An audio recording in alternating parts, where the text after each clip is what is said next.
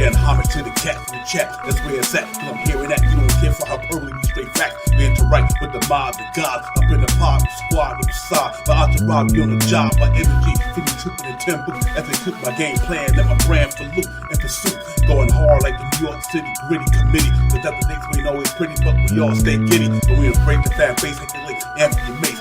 Drink the logo when there's hair space that appear like square space. Staring down on the Chase Bridge, look at that Knicks City drip. And 50 Jacksons on the court, looking pretty legit. I stay true to the orange and blue. I thought you knew for him a few bars to shine like stars divine to Mount Mars. Knicks real talk. Here we go, let's go. Knicks real talk right here. I'm representing Knicks real talk. right here. Let's get it. Here we go, let's go. We here in the building. Knicks real talk. Let's get it. Here we go, let's go. Yeah, for real. Yes, sir. Knicks real talk. We here. Here we go, let's go. Knicks real talk. Let's get it. Let's get it. Yeah, for real. Yes, sir. Let's get it.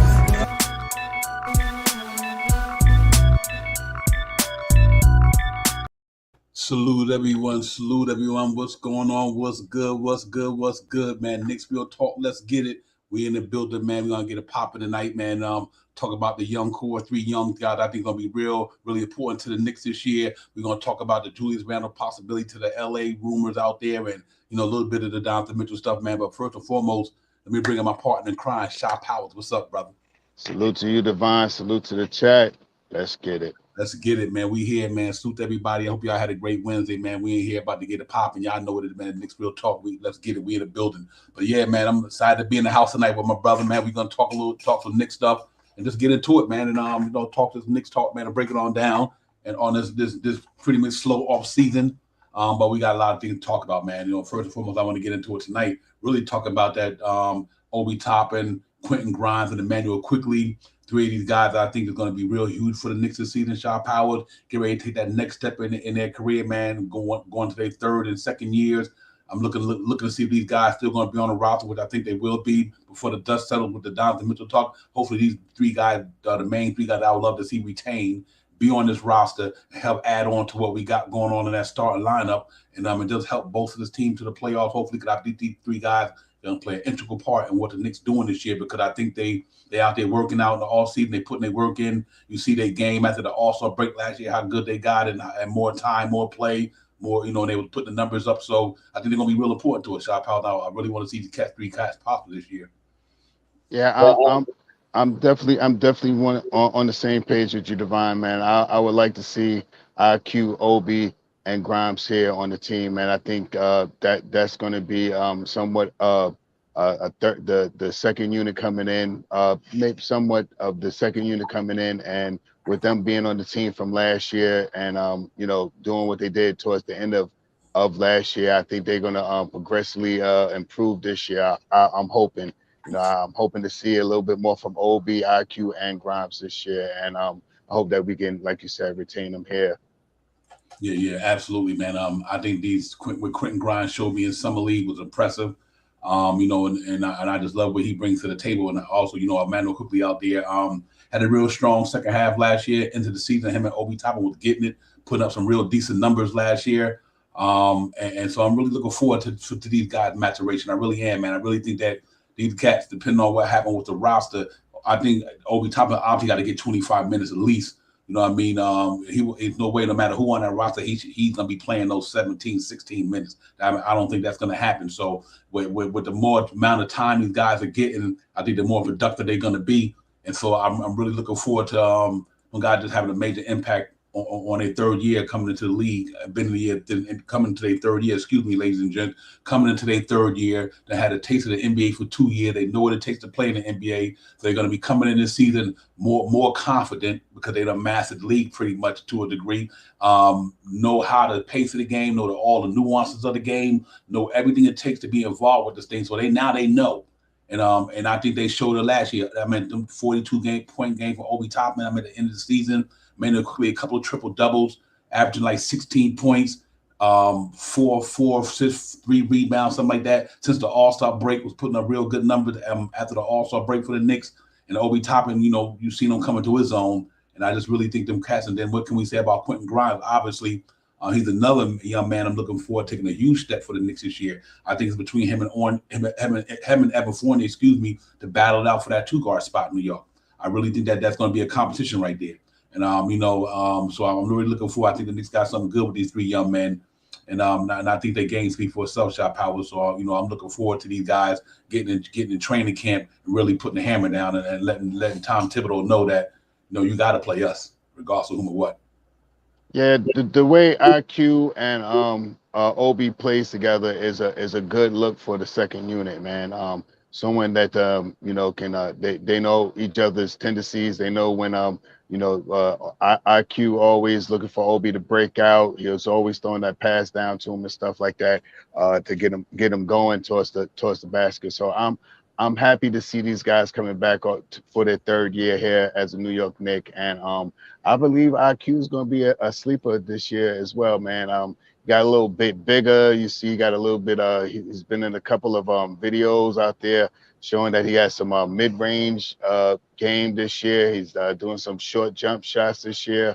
A little bit more driving to the hole. And he's a dog, man. If you watch him real hard, man, he's really gets at it, you know what I mean? And he's willing to learn. So you can't ask for more for someone like an IQ, man. A guy that's willing to learn, willing to push the ball, willing to fall into suit with the coach and stuff like that. So I think good things for him this year. Obi Toppin, I hope he gets minutes. That's what I'm looking for Obi Toppin to get a little bit of minutes this year. Not so much of 30 minutes a game, but if Obi can niche out maybe about 20 minutes, solid 20 minutes a game, I believe Obi will have a good 3rd year this year to let us know if we really need to hold on to Julius Randle, or do we need to hold Julius Randle one more year to Obi come to his own. So and Grimes, I mean, you seen what he did in Summer League, man. He was a really hard out in Summer League, man. Scoring average at about, I think, 16, 17 points a game, a nice amount of rebounds, some great assists and stuff like that. I can't wait to see. For me, is the sleeper cell for us this year. I think he's going to be that shining star when we're looking for somebody. And he's in the same position as Evan Fournier, and Evan Fournier is a great player. He's been in the league. He's a known veteran and stuff like that. But I think Grimes is gonna give him a little make it a little harder for Tibbs to want to put Evan Fournier in that starting unit. Yeah, real talk. You know what was interesting to me? With Emmanuel Quickly and Obi Toppin, you got like Emmanuel Quickly, especially both years of his career, 11 points a game. You know what, and that's what he's doing. You know what I mean? He came and brought you 11 points in 19 minutes. You know what I mean? Played pretty, stay healthy. In the year that when they came into the league, when we had the 72 game season, he played 64. Last year he played 78. So we can count on Emmanuel Quickly being there because he's durable. He's a durable young man. And what I like about him, like you said earlier, he got he got to me, Shop House. He got a lot of swag with him. He got a lot of swag with him, and he embraced the moment. When he get that guard and buzzing in Obi Toppin. So I really like the energy that he brings to the Knicks floor because, and I just think his game just been improving as the years go on. So I think this year, if Emmanuel could get you to 14 points a game, you got to be happy with that. You know what I mean? 14 points, get Obi Toppin, depending on his minutes, get you around 14 or 15 a game. I mean, and Quentin Grimes do is, depending on what his situation may be, he getting you 12 points a game at least. You got a pretty good little unit right there, man. And any given night they can go for more than that, but you just want to round it out to their averages. And I think that makes the Knicks bench pretty decent. When you fill in the gap, whether it be Derrick Rose or whoever, and Hartenstein or whoever, and Cam Reddish, whatever the case may be. But I do think them 3 guys right there, they know the system, they understand the system. They know who, they played under Tom Thibodeau for 2 years, so they know what to expect from him. So I think they're going to be so comfortable this year. And from what I see on the offseason, I see Emmanuel Quickly at the summit, see him all over the place in Spain, but wherever he go enjoying himself, he's working out. He's putting the work in. I seen Obi Toppin putting the work in. I mean, Quentin Grimes putting the work in. And, so I see these guys coming back next year with a little bit more better productive season. And I think they're going to have a huge impact for the Knicks this year for sure. Yeah, it's no question that these guys are workhorses, man. These guys are the type of guys that want to stay in the gym all the time and master their craft and stuff like that. And that's a good thing for them being in the position that they are and where they are on the team. I believe these guys are going to give Evan Fournier a run for his money, man. I think Evan Fournier better watch out because Grimes. I think Grimes wants to be a starter this year, Mhm. and I think with his defense, it's a little bit better than what Fournier can put out there for you. Fournier is an excellent 3-point shooter, but with time on the court, I think Grimes could also do somewhat 12, 14 points a night. But I think his numbers can kind of get close to what Fournier numbers is, but what he makes up in where he makes Fournier a little obsolete is the way he can assist the ball and where he can rebound the ball. He rebounds pretty well, and he has a good eye for people that's moving on the court. So I think those are the things that's gonna make it a little harder for Fournier to be here this year. And I'm not sure what we're gonna do with Fournier. I'll say this and I say it again, I think it's two guys that we might have to move off other contracts to make the team a little bit more solidified. And I believe that's Evan Fournier. And I hate to say it out loud, but maybe Derrick Rose as well.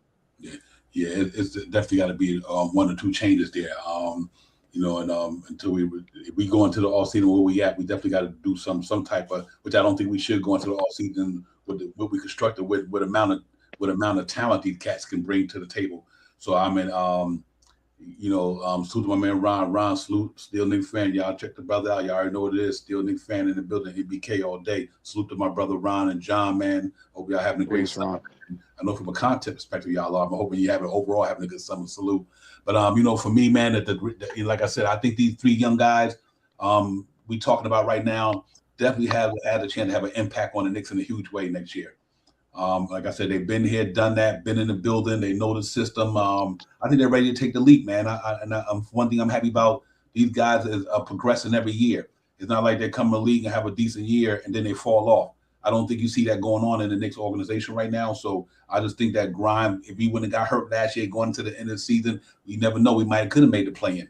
I think he just was he would have been that important due to the fact we didn't have Derrick Rose and Kemba Walker. I think we missed it, Quentin Grimes. We missed his offense. We missed it, his defense. And then and getting to play with Obi and the way IQ was playing toward the end of the season, second half of the season, when guys were really putting their work in. The Knicks team got better overall at the end, going toward the end, but them guys had played a major part in that thing. You know what I mean? So what I'm hoping is that all the work that they're putting in this off season, and having Grimes, having summer league, I think that was so important. So I'm just hoping that all these guys is doing what they're doing from when I see them on Twitter, where I see them or wherever the case may be, YouTube, and the guys is out there working, putting in the work, playing in pro-am games and all that good stuff. That's good for them, and also it's good for the people who can't afford season tickets to go see them play anyway. So but them guys out there representing, and they putting their work in. And salute to Scott Perry and Tom Thibodeau and them, because they've been emphasizing that since Scott Perry came in the building. Stay in the gym, get better, show improve, get better every year. Don't worry about this and that. Just get better, and that's what all them guys have been doing. That's the reason why Mitchell Robinson got his money, because they see what we don't see. See, we only see the stuff when it come on TV, or we see it on a certain news channel, or we see it on a certain platform. But nobody sees it like the Knicks front office see it when they see these guys every day putting in work, and that's why they sign these guys. And I'm glad that these guys are a part of this franchise, man. I'm really hoping that this year be a kickoff year for them, and they just go get it, and help them get the Knicks to the playoff. Because I do think there's a team a lot of people sleeping on. You know what I mean? But I think we got a talented team down there, and I think them three guys that we're speaking about in this segment is just going to be really, really a big part of that. And Grimes going to bring something special. And I think it's underestimated. People underestimating Shot Powers, his playmaking ability. Thanks. Oh my God, that cat! I didn't know Quentin Grimes can play make and pass a ball like the way he passed the ball. I'm really impressed with his overall playmaking skills. So you don't turn him into now not only a shooting guard, now he can be that combo guard when need be. He got talent. He know how to dribble the ball real well. And I just think some of the passes he was throwing, man, was crazy last year. So I'm looking forward to what he's gonna do. Well, I want to say this, man. I forgot if it was ESPN. I forgot what media station put this out, but they have us this year as the bottom of the Eastern Conference. Yes. They have us all the way at the bottom. They don't have us ranked worse than we were last year. They think that, and I think the New York Knicks players are going to see this and going to want to, show some crow in some people's faces and stuff like that. You know what I mean? Because I believe with the three guys that we mentioned just now, these three guys, aside from these three guys, our starting unit is going to be a different starting unit. Some of the same players, but a different starting unit because of the point guard that we acquired. So, I mean, I'm ready to. I'm not going. I don't want to make jump out there and say, I've already think that this team is going to be somewhere 42 to 40, 47 games, somewhere in that 5 game window. I think they're gonna play very well this year. I think Brunson's gonna bring something different to the team this year. I'm just looking forward to seeing to all the naysayers to have them stop saying the nays. Facts. Yeah, man. You know what? Like I said, if you look at these guys by the numbers real quick, man, and let's just look at what IQ did in the last couple of years and what he's doing now, what he's gonna be. Per stat moves. Like I said, if you look at his career numbers right now, last year 78 games, 23 minutes a game, 11.3. He did pretty good in that rebound per game, 3 assists per game. I mean, he was doing things that a lot, that some of the stars didn't even do for it, rebounding and things of that nature. Overall game, he was pretty good there. He shot 34% this year compared to last year. He shot 38.9. But I think the whole team was down in that category, except for maybe Evan Fournier and Quentin Grimes last year. Not too many Knicks shot well from a 3-point line. So whatever the case, that for the reason that would happen, I couldn't tell you. But he shot very well from the free throw line. Obviously, he stayed around 88, 89, 90%. But I think the brother's a plus. Look at his career, plus 182, plus 264 last year. That's what you want to look at. The cat, when he was on the floor, he made a difference to the New York Knicks, plus 264, last year. So that and that's what you have to look at. Like, it's not, what does he do for the Knicks? He when he's on the floor for the Knicks are productive. You know what I mean? The cat, so I'm really excited to see him, man, quickly coming into his own this year, man. Because I do think he's gonna be a really, really good sleeper for the Knicks, man. Let's hope that he go and live up to what he's doing. So I think I can see him around 13, 14 a game. Real talk. You know what I mean? You never know. But I like his defense. He got better in that field. And I think he comes back next year and he really gonna get it. So I can see him easily being around 14 a game next year. I believe every last one of these guys that was on the team last year are going to have a step up year, man. I just think that they're going to come in here already with the mindset of how Tom Thibodeau wants everything to be run, and they've been here, so I think they're going to play better. I believe IQ is going to do a little better. I think everybody. What I'm hoping is that the majority of the guys that we have on the field have a better shooting percentage than they did last year. The field goal percentage, I hope they shoot better. I hope that we can stay in the 41 to 43 range. Last year we barely made like 41% from the field goal range, and I need these guys in a whole to be closer to like 43 to 45% from the field. You know what I mean?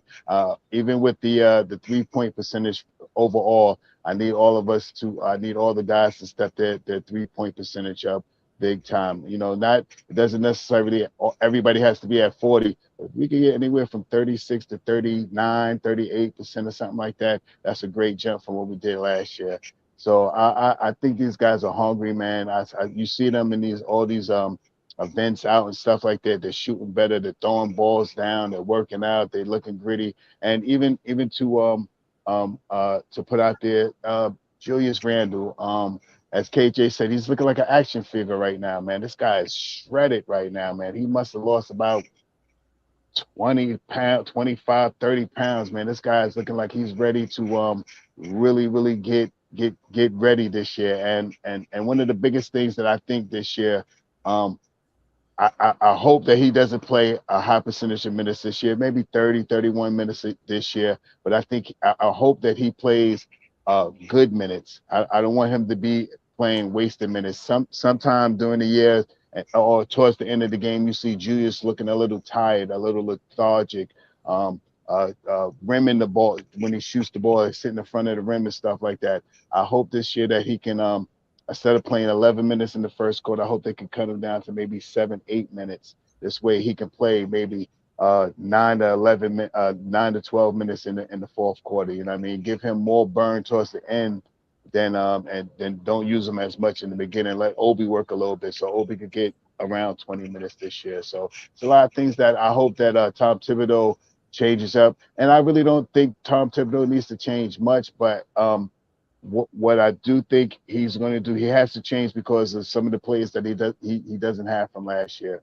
So you will see guys minutes being more distributed upon the whole team instead of selective players and stuff like that. So I just hope that the substitutions are a little better than what they were last year. Yeah, real talk, man. Before we can go right into that segment, but yo, salute to the chat. Salute to everybody in the chat, man. Appreciate y'all getting it popping up in there tonight. Salute to everybody where you streaming them from, man. Knicks Real Talk, let's get it. Divine, Sha, KJ, salute to you, my brother. We know the third leg is out there doing his thing. Coaching the AAU, whatever the case may be, but I'm salute to my man KJ. But yeah, for me, it's important that we just come back ready to rock and roll, ready to come in here and go hard. Because I think a lot of people are not really underestimating the Jalen Brunson signing, like Argo said, Super Argo said. People underestimating that signing, man. He one of the better point guards up last year in the league. You know what I mean? He showed improved with a point guard playing next to him and Luka Doncic. I'm really excited about Jalen Brunson, and I think he makes his team more efficient. They're gonna be more better because he's really gonna be able to know how to throw the ball and hit a cat in the spots. Think about the things that Alex Burks couldn't do that Jalen Brunson could do. Jalen Brunson is a point guard. He know where to hit cats in their spots at. He know where to do blah blah blah or everything that that a point guard is supposed to do. He have that skill set to do all of them. You know what I mean? So I'm really excited about him. But him coming together to help Obi and them get better, helping Grimes get better. That's why the Grimes thing is so interesting to me, Sha Powell, because I just think that if you don't go big at RJ at the 2, and I just think that the Knicks got to put Quentin Grimes at that 2 spot.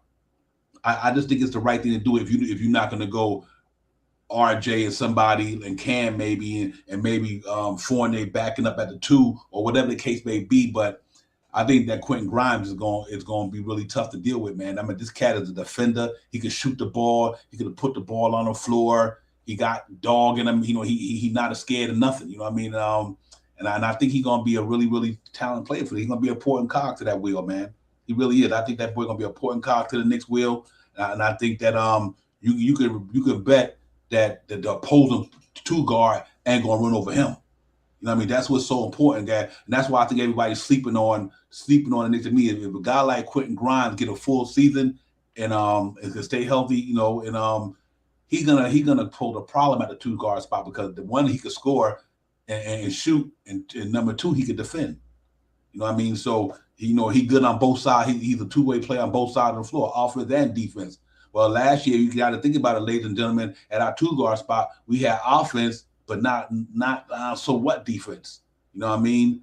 And now you got a guy who could shoot just as good as our starting 2 guard last year, but he could defend way better than our 2 guard last year. So to me, you got to look at that as an overall improvement with Jalen Brunson and him. Jalen Brunson and Quentin Grimes, I take that right now at the way it went last year. I would have took that over Kemba Walker and Evan Fournier all day. All day. Because of the youth. Number 1, the youth. There's a skill set at their age compared to what these other guys at in their careers. And they was younger, more better defenders. And my man Brunson's not a great defender, but he plays D. Salute to my man Calderon. Salute Calderon. But but he's an effort player. So he puts in effort. But I like them too at the point guard and the shooting guard if that would come the case.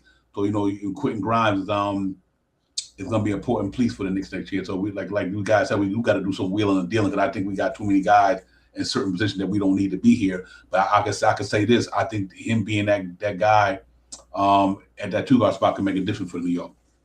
Yeah, I mean, I believe that if we still hold on to Evan Fournier, there's a high probability that he may be the starting point guard in the beginning of the season. I mean the shooting guard. Uh he may be it may be Brunson, him, and RJ. And I also want to say this with Brunson on the court. I was about to say Calderon. Ooh, I don't know where that came from. With Evan, I think Brunson also is going to make Evan look a little better too. So this is something that we also have to take into consideration too, because I believe Brunson is going to change the way the ball is facilitated. I think he's going to be able to put people in their places and make it easier for them to score. So with that being said, it may be a chance that we may see Fournier being the starter if we do not move away from him. If we do not move off of Evan Fournier, you may see Brunson, Evan Fournier, and RJ at the top. So it's just and then it's going to be a fight game. You know what I mean? Because that second unit is where the problem could be too. You know what I mean? Because now if D Rose is still here, how you gonna not give minutes to IQ? Yeah, and now you got to look at when you how you not gonna want to give minutes to Grimes. You know what I mean? And how you're not gonna look to give minutes to Cam Reddish. You know what I mean? Those guys there with D Rose in the second unit is going to make it hard for guys to get minutes. Now, I'm not saying that I want D Rose to go. I like D Rose a lot, man. But if we can move him and you want to leave Evan Fournier in the starting unit, then we may have to look at trying to maybe get off of D Rose, because IQ, Grimes, Reddish, Obi, and Isaac Hardenstein would be possibly the second unit. Could possibly be the second unit if we leave Fournier in the front unit. So one way or the other, if we either we have to move Fournier or Rose for it to be like If we move Fournier, then we have an option of putting. Then we have the option if we move if we move Fournier, then we have the option to put Grimes in the starting unit, and then we can still have then we can have IQ, Rose, and Cam Reddish with Obi Toppin and Hardenstein in that lineup. So one of those two guys I think needs to be moved, because that's one of those cogs, like you said, Divine, that we're gonna have to figure out something, because if Fournier and Rose stay here, then we might not. What minutes we're gonna see from Reddish or Grimes? You know what I mean? Because I think IQ is if IQ is there, IQ is going to be the sixth man off. He's coming. He's playing. I think IQ is playing. And if D Rose is here, D Rose may play too. So now you got IQ and D Rose. Where you gonna get the minutes for your three? Yeah, real talk. I agree with G, man. I think the Evan one for me is the one that, because one thing about D Rose, like Evan said, not only he'd be a solid backup to jump Jalen Brunson. So I don't even think the Knicks would, to him, with that history they got way back Chicago. But Derrick Rose as a backup one is probably better than a lot of backups in this league at the one spot. Right. He's on the court. You know what I mean? Derrick Rose, I just don't think the Knicks, with the way I look at it, I think they know that he coming in for Jalen Brunson. And I think the reason why, and I agree with Floop and Argo, if you move Evan Fournier, then you don't have to worry about nothing, because now you got IQ and Grimes at the two. Right. You good. You just straight good. So I do think Derrick Rose is more important to the Knicks than Evan Fournier. You know what I mean? Because I do think that's that backup one with experienced veteran like Derrick Rose. So when we do get to the playoffs, we didn't have no problem with that. Jalen Brunson, because Jalen Brunson went to the Western Conference Finals last year at starting at the point guard, and then you got Derrick Rose, who done been to a Western Conference Final in his career at the backup point guard. So you got a lot of experience and a lot of good energy there. Then you got the two guard with Emmanuel Quickly and Quentin Grimes, and Emmanuel Quickly, whichever way that may go. Then you got RJ and Cam Reddish. You know what I mean? If they still remain on this team, then you got RJ and Cam Reddish. And if you got Julius Randle and Obi Toppin, you know what I mean? You got Mitchell Robinson and Hartenstein, and then you know what? And if somebody get in foul trouble, Jericho Sims coming in and do his thing. You know what I mean? But I think that's to me got to be the one man that I think, not because he's not good, I think we covered at that spot. We got more two guards that could play that position than we got point guard. Like RJ, Grimes, quickly, they could play the two guard. You know what I mean? And even Derrick Rose probably could do that, whatever. But I do think when it comes to the point guard, a true point guard, the two true point guard that we're going to have, to me, is Jalen Brunson and Derrick Rose.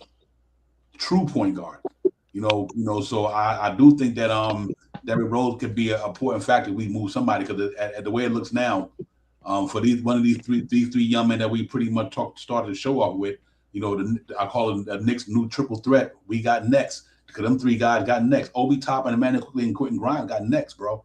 You know what I mean? So you gotta make sure these cats on the roster, and I'm hoping maybe that's the reason why they ain't. That's, you believe it or not because they wouldn't have to do it. I think that's the reason why the Knicks didn't make the move yet. They probably like, listen, I'm not giving up these three. We ain't sweating y'all. If we don't get this particular player, Donovan Mitchell, whatever the case may be, we still good with the team we got. But right. if you want us to get, if we want, we give you these guys, but we not giving you one of them three. If the Knicks make a move for him, you cannot put them three dudes in that deal.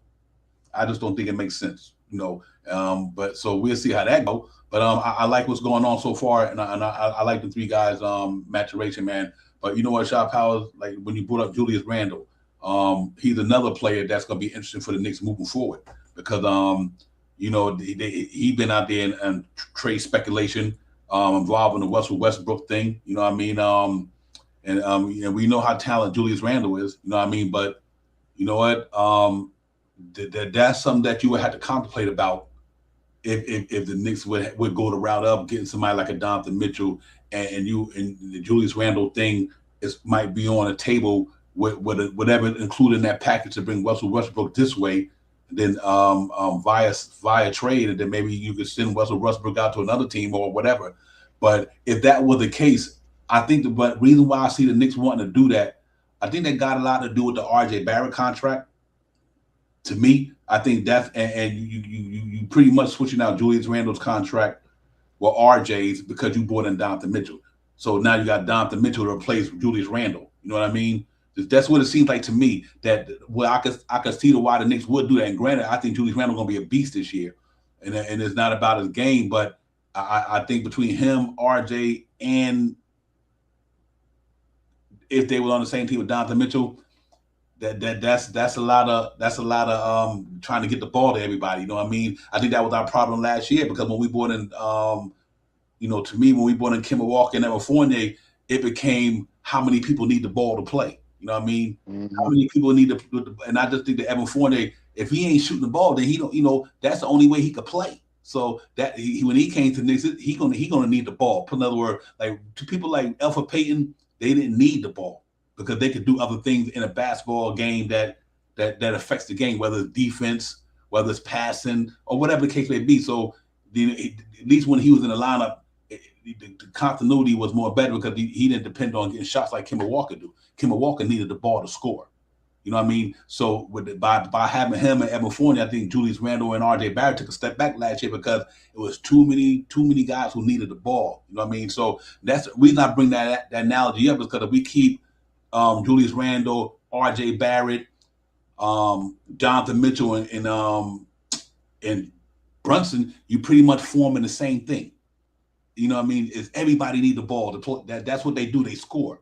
So I'm hoping that if they do that, I think they do that just to say, let Donovan Mitchell be what Julius Randle was for the Knicks, and RJ Barrett to be, him and RJ Barrett be 1A, 1B, and you got Quentin. I mean, you got Jalen Brunson and Mitchell Robinson, whoever. If Obi Toppin come in to play the 4, at least the main two dudes is Donovan Mitchell and RJ. You know what I mean? That's the only reason I could see them doing that. Salute to Elton Lee. Elton Lee, salute my man. Pardon me for not acknowledging, brother, but salute to my man, the Professor Elton Lee.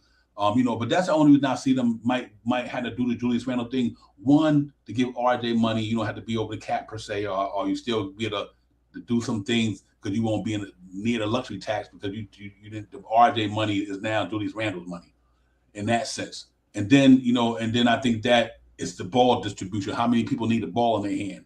So I do think that would be one of the reasons that if you did the Russell Westbrook thing to LA, with Julius Randle, whoever the case may be added with it. You bring and you get to save that salary cap money. You still be good to go if you got to bring in. You could do something else because now you can still go over the cap and do something with RJ if you get certain money certain way. So I'm really excited to see if that would take place and do that move. But it could be out there. It'd be interesting to see Julius, and I think he'd fit good out there with LeBron James and Anthony Davis. He would fit right in with them cats. That's the type of player they can use. You know what I mean? And I think he 20, 10, and 5 with LeBron James 27. You know what I mean? 27, 8 and 9, and my man Anthony Davis 20 something, 10 and whatever. That's a pretty good 3 right there, man. And that's what he is. So he don't have to be a 1A. He could be a 1C. So I think that's why I like the Julius Randle thing. In that sense, I think it works well for both teams, and it gives us a chance to sign RJ and have a little bit more cap to go out there and do something. We need to do something because we'd be like probably 120,000 worth of spending, or something of that nature after we sign RJ. So it'd be interesting to see how that transpired. Yeah, I'm just waiting to see what the right now. It's a flux right now, man. There's a couple of things that maybe need to happen where they can make a move or two or something like that. And I'm not sure if the price doesn't come down for Mitchell, if it doesn't come down for Mitchell, I don't think I see Leon Rose giving up 4 players plus 6 draft picks. Especially if they're talking about Grimes, IQ, Obi Toppin, and Fournier. I don't think that Leon is nowhere near thinking about giving up all of those guys plus 4 unprotected picks and maybe 2 swaps and I don't think he'd want to do that. I think he's more on the mindset right now. It's like, look, if he doesn't come down off his price and we can't get these 3 guys that we want to give off to them, then we'll search somewhere else, man. Because right now we need to. It's 1 or 2 moves they need to do, and they still need to fill this roster up. I think we're still right around 13 players right now, so we need to And I'm with the move with Julius Randle. But I'm with the glass half full because I kind of want to see what Julius Randle could do with Brunson, because the last time Julius Randle had an all-star type of year is when he had a true people may not like what I'm about to say, but Elfrid Payton was a true point guard. He couldn't score driving to the bucket, but if you remember that, I hate to get off the topic, but Elfrid Payton was scoring a little bit, when he was playing with the Knicks. He had some 15, 17, 21-point games. It wasn't every night, but he always played defense and he always looked for Julius Randle.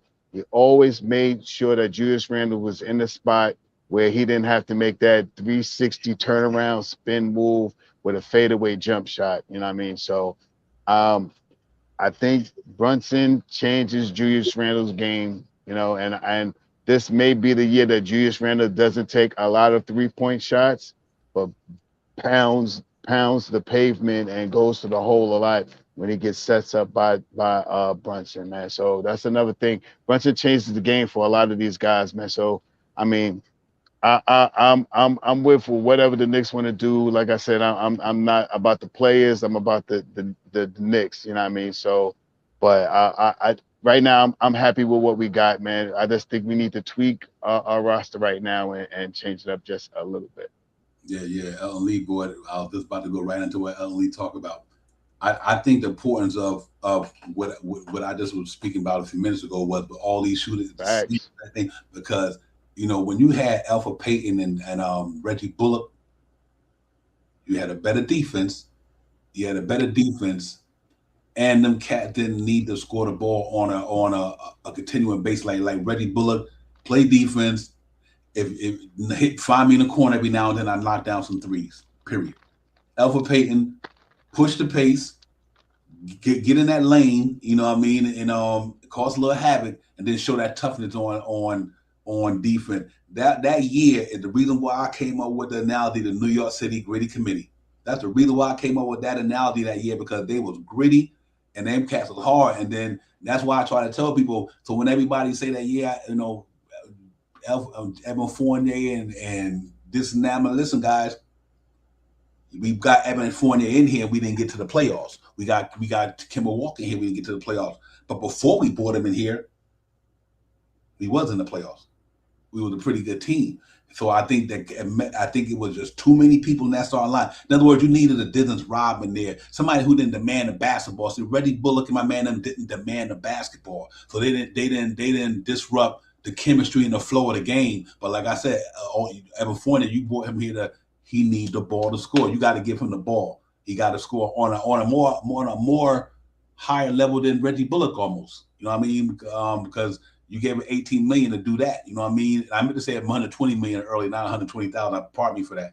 But you brought these guys in here to do certain things. I just think it disrupted the chemistry, and I think that's to me, overall, that offense was bad last year. Nobody shot over 40% from the floor except for Mitchell Robinson and pretty much Obi Toppin. In that sense, because that disrupted everything. You know what I mean? And I do think now bringing in Jalen Brunson changes that, and that's why I like Quentin Grimes. You know what I mean? So the piggyback of the Julius Randle thing, I kind of think Julius Randle, Brunson, RJ. If you got Donovan Mitchell, and that's a lot of people who need the ball, man. You know what I mean? Everybody need it. And every four of them dudes, they're capable of dropping 20, 30. You know what I mean? It's not one of them players I'm talking about right now never scored over 40 points in the game. Jalen Brunson did it. RJ did it. Mitchell did it, and Randall did it. They all scored over 40 points in an NBA game. So you do got a lot of people who need the ball, but it'll be interesting to see how that go. But Julius Randle, it definitely is not because of talent. It's that I think it might be the thing where if you bring in Donovan Mitchell, you just replacing Julius Randle with Donovan Mitchell for RJ Barrett and get an extension, and we still keep our infrastructure together. That's the reason why I think I would do it. Is that way we maintain the cap the way we need to maintain it. I think Obi Toppin at $5 million can at least give you a little over half of what Julius Randle gave you. You know what I mean? So what makes it more dope is that Donovan Mitchell replaces Julius Randle's numbers, and you about to get a bonus where Obi Toppin might be getting you 16, 17 a game. So I think that would be the move that if they were to do it, that's the logic behind it. I think they would do it.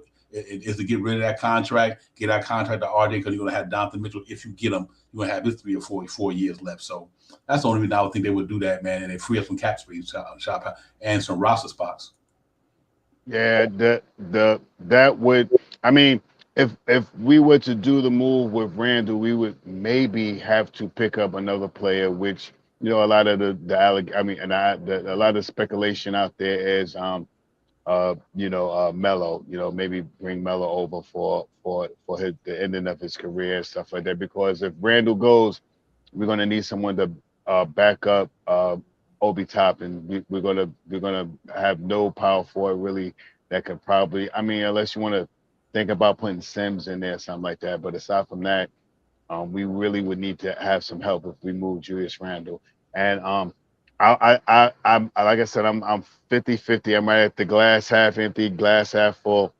If we can move Julius Randle to get off the contract, to have the extra money for the 23 year where we're gonna have 5 first round picks and stuff like that, that's gonna make a big difference for us for the 23 draft year, But I'm more on the lines of I don't care about these draft picks no more, man. I don't want us to play out of the draft no more. I don't want us to wait for someone that's right now that we're looking for the draft at 2025. And this guy's in like his second year of high school right now. He's going into his sophomore year of high school, his third year of high school this year.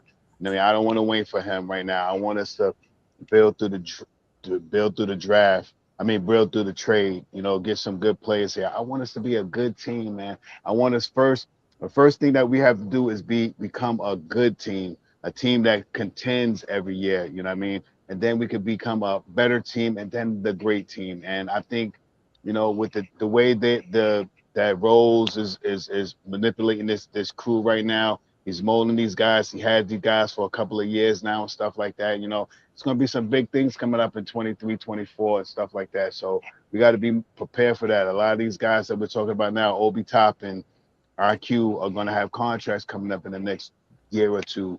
You know what I mean? In the next 2 or 3 years, Grimes is going to be one of those guys that we have to talk about if we're going to pay him, what we're going to pay him, stuff like that.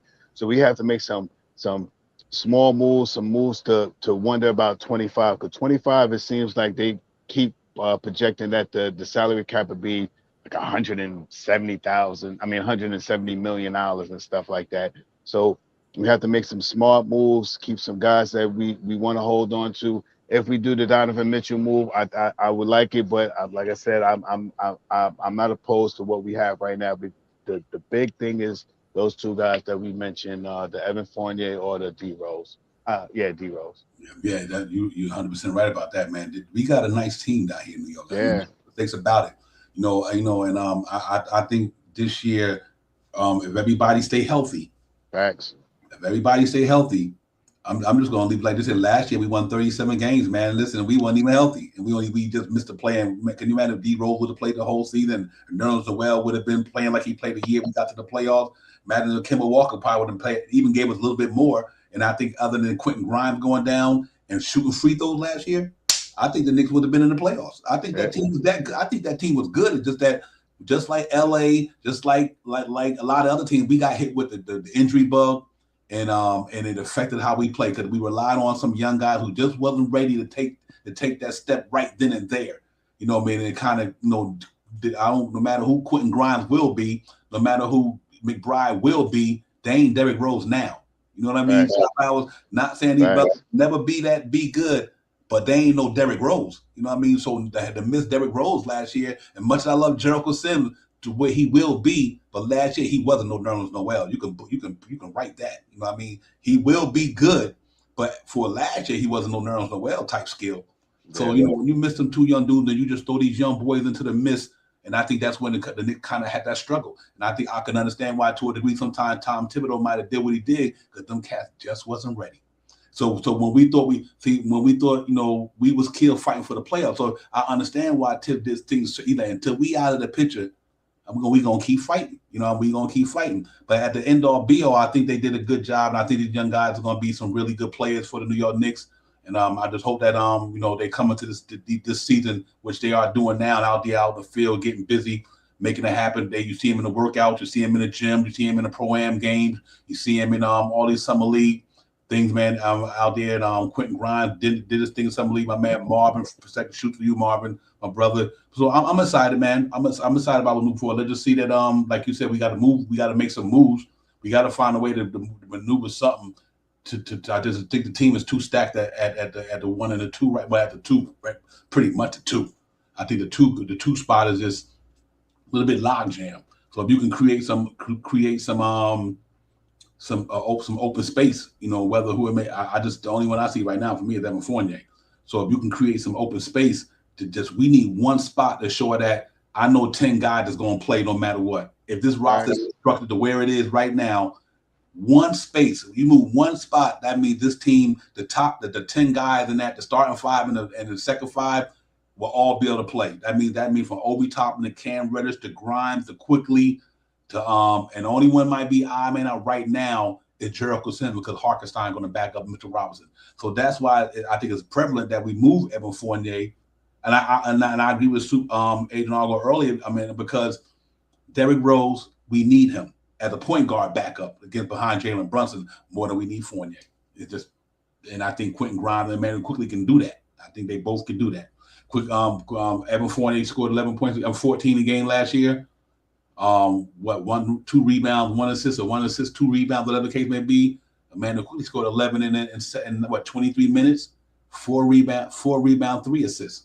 You know what I mean? So can you imagine Quentin Grimes when his numbers go to where they're going to be? So I think that spot right there is going to be the key thing for the Knicks. If we don't do nothing else, we need to get him up out of here. Just because he can go to a contender and help a team much better than the Knicks. You could send Evan Fournier to the Lakers anywhere. He would be an impact on them dudes. You know what I mean? Because they got superstar players to cover him. See, Knicks don't got superstar players to cover Evan Fournier. We don't have a LeBron James, like Anthony Davis or Giannis or whoever. So Evan Fournier don't have to worry about not doing it. He being covered by some real prolific cats. You know what I mean? It takes the pressure off him to try to, when we got Julius Randle, RJ still just kind of not on that level that them cats are on. So you think about how he got to do it. They need on that team. Now we don't need to do nothing but shoot the 3-ball. Don't even worry about it. Just shoot the 3-ball. On the Knicks, we need Evan Fournier to do more than that. That's due to the fact because of how our team was constructed. So yeah, we know. But other than that, you move that one spot, I think we'd be pretty good, Shop. I think we'd be I think we better compete in the East this year pretty good. I really believe. I think we got a pretty solid team. Yeah, we're moving Fournier. It could change up the starting lineup in two ways. One of the strongest lineups I think I like this. I like all right. The first lineup I think would be a real strong lineup if we move off of Fournier. It could be Brunson, RJ at the 2, and Cam Reddish at the 3. And then we have Mitchell. Then we have Mitchell Robinson at the center and Julius Randle at the 5. Mm-hmm. Oh, and the second unit would be Rose, IQ, and Grimes with Obi Toppin and Hartenstein. You know what I mean? Or if you want to switch it up, you could put Grimes as the 2, RJ at the 3, and then you can have Rose, IQ, and Reddish in the backcourt with Obi Toppin and Hartenstein. So that the one person that I see really that would be a good move would be Evan Fournier. You know what I mean? Because that opens up a spot for Grimes and that opens up a spot for Cam. No matter if and with a little bit of minutes, with a nice amount of minutes for them to come off. Both of them would either have a good amount of minutes and you can see some potential and see where they at, because the one thing that we don't talk about as much as last year, we could have did a little bit better if Cam Reddish didn't hurt himself as well. He was starting to come into his own. Right. He was starting to come to his own. He started playing. He was looking to play defense. He was stepping into the passing lane. He was starting to shoot. Everybody talks about, oh, he didn't shoot good last year. He didn't really play as much to get his percentage. I think he shot 25% from 3-pointers last year. But from what I've seen from Cam Reddish, he is more than a 25% three-pointer shooter. You know what I mean? I think Cam Reddish can be at least 36% from the free throw percentage. You know what I mean? So, this is one of the things that we don't really, Cam Reddish is another one of those people that you have to really watch out for this year, because if you give Cam Reddish, if just for instance, let's say that RJ is at the 2 and Cam Reddish is at the 3 in the starting lineup, that's a run and gun crew right there, man. Where that's a crew that's going to get up and down, and they're big. You got RJ at 6'6", 6'7". You got Cam at 6'7", 6'8". Randle at 6'8". You know what I mean? You got Mitchell Robinson back there at 7 foot. Now you don't see so much of Brunson being the little man on the court, because he may be short in stature, but Brunson got dog in him, man. Mm-hmm. And I think he can defend. Yeah, some of the bigger guards sometimes try to beat him up and stuff like that, but he's not going to let you just push him over. And, what'll help Brunson is having Mitchell Robinson in the back of him, because, last year on the Mavericks, they had Powell being like the center. Mitchell Robinson and Powell, I don't know. I don't know which one you think is better. I know I like Mitch. I think Mitch is a better defender than Powell was. And so, we got a lot of ways that we can switch up the starting unit, and Cam Reddish could be a starter, or Cam Reddish could be that third man. I mean, that man coming off the bench for RJ. Yeah, real talk. I'm gonna tell you, I agree with you. I like that, man. And you know what's interesting to me? If you look at right, you look at the Knicks, right, they probably constructed.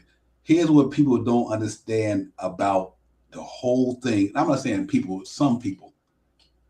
Y'all do not understand what Jalen Brunson does to the New York Knicks. Because listen, no matter how good you is with a basketball in your hand, you got to get somebody to get the ball to you to show and prove what you could do. You know what I mean? I don't care how talented you are with the basketball in the NBA. If you don't got a guy going to give you the ball so you can show what you could do, then you might not be able to do it. But so you look at Jalen Brunson and you look at our point guards last year. Jalen Brunson could do things that Alice Burks, McBride can't even do, and Kemba Walker didn't have enough time to do. So when you see guys like Mitchell Robinson and Obi Toppin, because they are playing with a legitimate point guard, not a scoring guard who was playing out of position or who not really a true point guard. They playing with a guy who can literally get them cats in the spot they need to be in and knock them down. I guarantee you, Obi Toppin number this year will not be 30% from the 3-point line. It won't be. I guarantee you. His foul tech was 75%. That was good. He shot 53% from the floor. Hear me what I'm saying? Obi Toppin shot 53% from the floor. Julius Randle, R.J. Barrett, Evan Fournier, I can go on, shot 40% from the floor. 40%. Obi Toppin shot 53% from the floor.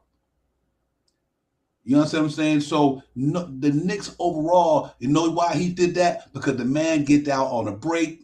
He get easy buckets. He get dunks. He get layups. And that's without even shooting a 3-point good. So you do got to understand your field goal percentage is important. You shoot 20 shots and you only make 7 of them. That ain't nothing. You know what I mean? But if you shoot 20 shots and you make, 15 of them? That's why Obi Toppin is important, because he do things that Julius Randle. What do he do that Julius Randle don't do? And what they don't get out on the floor like he do. They're not athletic like he is. And Julius Randle shot the ball from 3-point disadvantage Obi Toppin last year. You understand what I'm saying? Obi Toppin shot 30% last year. What do you think Julius Randle shot from the 3-point line last year? Yep. You understand what I'm saying? So, but what did he affect the game more than Julius Randle and them? He's an up and down pace runner. And what did the Knicks have a problem with last year? Pace. So you have to take all that into consideration. Now with a guy like Jalen Brunson, once he break down the defense, get inside that paint, it's Lob City. It's Lob City for Obi Toppin and Mitchell Robinson. You know what I mean? Because now he done got down in the paint. Now he's drawing up these cats to him. So you got to take it to totality that a point guard in New York last year would have made. That's why we missed the Derrick Rose so bad. We missed the Derrick Rose so bad that we didn't have a true point guard. Them guys that keep them in the right section, set the defense up. The offense up. You know what I mean? We didn't have a quarterback, a good one. We had a second string quarterback playing for the Knicks last year. This year, we got a first string quarterback coming in Jalen Brunson. So it's going to be different. You know what I mean, Shop? And I think he's going to make a big difference. And these cats is putting in work. They're out there working. They're going hard, working on their skill set. So I do think these guys come back and get it popping, man. So let's see how it goes, man. Because y'all know the elephant in the room and the Donovan Mitchell thing. If the Donovan Mitchell thing don't take place, I'm good. If it take place and depending on what they give up, I'm still good. So, but no matter what happens right now, I think the Knicks are going to have a pretty decent 2022-23 season, Shot Powers, because I think people just, when people just talk about a player not being good, you got to go through all the variables. You just can't say because he shoot bad, he's not good. Shit, Ben Simmons don't shoot good. Russell Westbrook don't shoot good. But that don't mean they're not good ball players. They just that they don't do good in that particular category. You know what I mean? But they affect the game in a lot of other ways in a lot of other categories. So yeah, some cats might never beat good shooters, but that don't mean they won't be Hall of Famers. They just score. They won't be all-stars. They won't do this. They just do things on the basketball court in a different how would I say avenue of playing basketball that makes them great at it. Ben Simmons can't shoot a lick, but why is he got a max contract? Why is he an MVP? Not MVP. Why is he an all-star and he can't shoot? Why people say Westbrook? I don't give a fuck about his bricks. Westbrook can do a lot of other things that that he's good at that makes him make up for all that 3-point shooting that people don't talk about. So I think when it comes to people like Obi Toppin and all these guys, you just got to see how they career go. These cats been in the league 1 or 2 years, man. 2 years going on their third. Shop how and like Rome wasn't built in one day. So you got to get each cats a chance to get the maturation going and learn the NBA. They going this no boys allowed. You know what I mean? When they coming into that NBA, they're young boys. They're young men rather. But once they get up, once time go on, they become young men, and now they know how to play the game. And I think now that Obi Toppin and Emmanuel quickly going into their third year, I definitely think you're going to see another level they can go to. Because it's all about getting time. It's all about getting, the more time you get, the better your points are. Look at Obi Toppin Lumbers last year when he got every game he got a certain amount of minutes. He was scoring 20 a game. Shit, he get you 10 points just off a run out off of fast breaks. You know what I mean? Right. So once he learned a couple, he learned the NBA a little more. Look what I mean. You don't put up 42 points in an NBA game against. I don't care who team you playing against or what year, what time of the year was. They still NBA ball players. You know what I mean? This cat put up a triple double, 40 some 42 point, 10 rebounds, whatever. This cat was killing it. You know what I mean? So I do think he gonna be all right though. For me, I think he's gonna be fine with the Knicks. Yeah, I don't have no problem with what the Knicks want to do this year. Bringing in Donovan or not, you know what I mean? And from when it started off, I know as me as being a Knicks fan, I was amped. I was like, oh yeah, Donovan Mitchell, let's do this. Oh, Donovan. We haven't had an all-star player in here, a big scorer and a big time shooter and stuff like that and all that stuff. And I was now if we can make a move to move off of Evan Fournier and solidify the starting unit and the second unit, I'm happy with that. I believe without Donovan Mitchell, we still will be a very viable team this year. We still need to make a couple of tweaks, but I think we'll still be a viable team, man. So I just hope that, like you were saying, Divine, everybody talk about Westbrook and all that other stuff. He may not can shoot the 3-pointer, but he'll get you 10 assists a night. You know what I mean? He'll get you 9, 10 rebounds a night. You know what I mean? He'll score 10, 11 points a night. If it was last year, a couple of years ago, he was a triple threat every time he got on the court. Mm-hmm. So, and also with Sims may not can shoot a 3-point shot, but you give him an open lane and see if he don't dunking on you. I mean, let's see if he don't grab about 10, 11 rebounds a night. See if he don't get you 5 to 7 assists a night.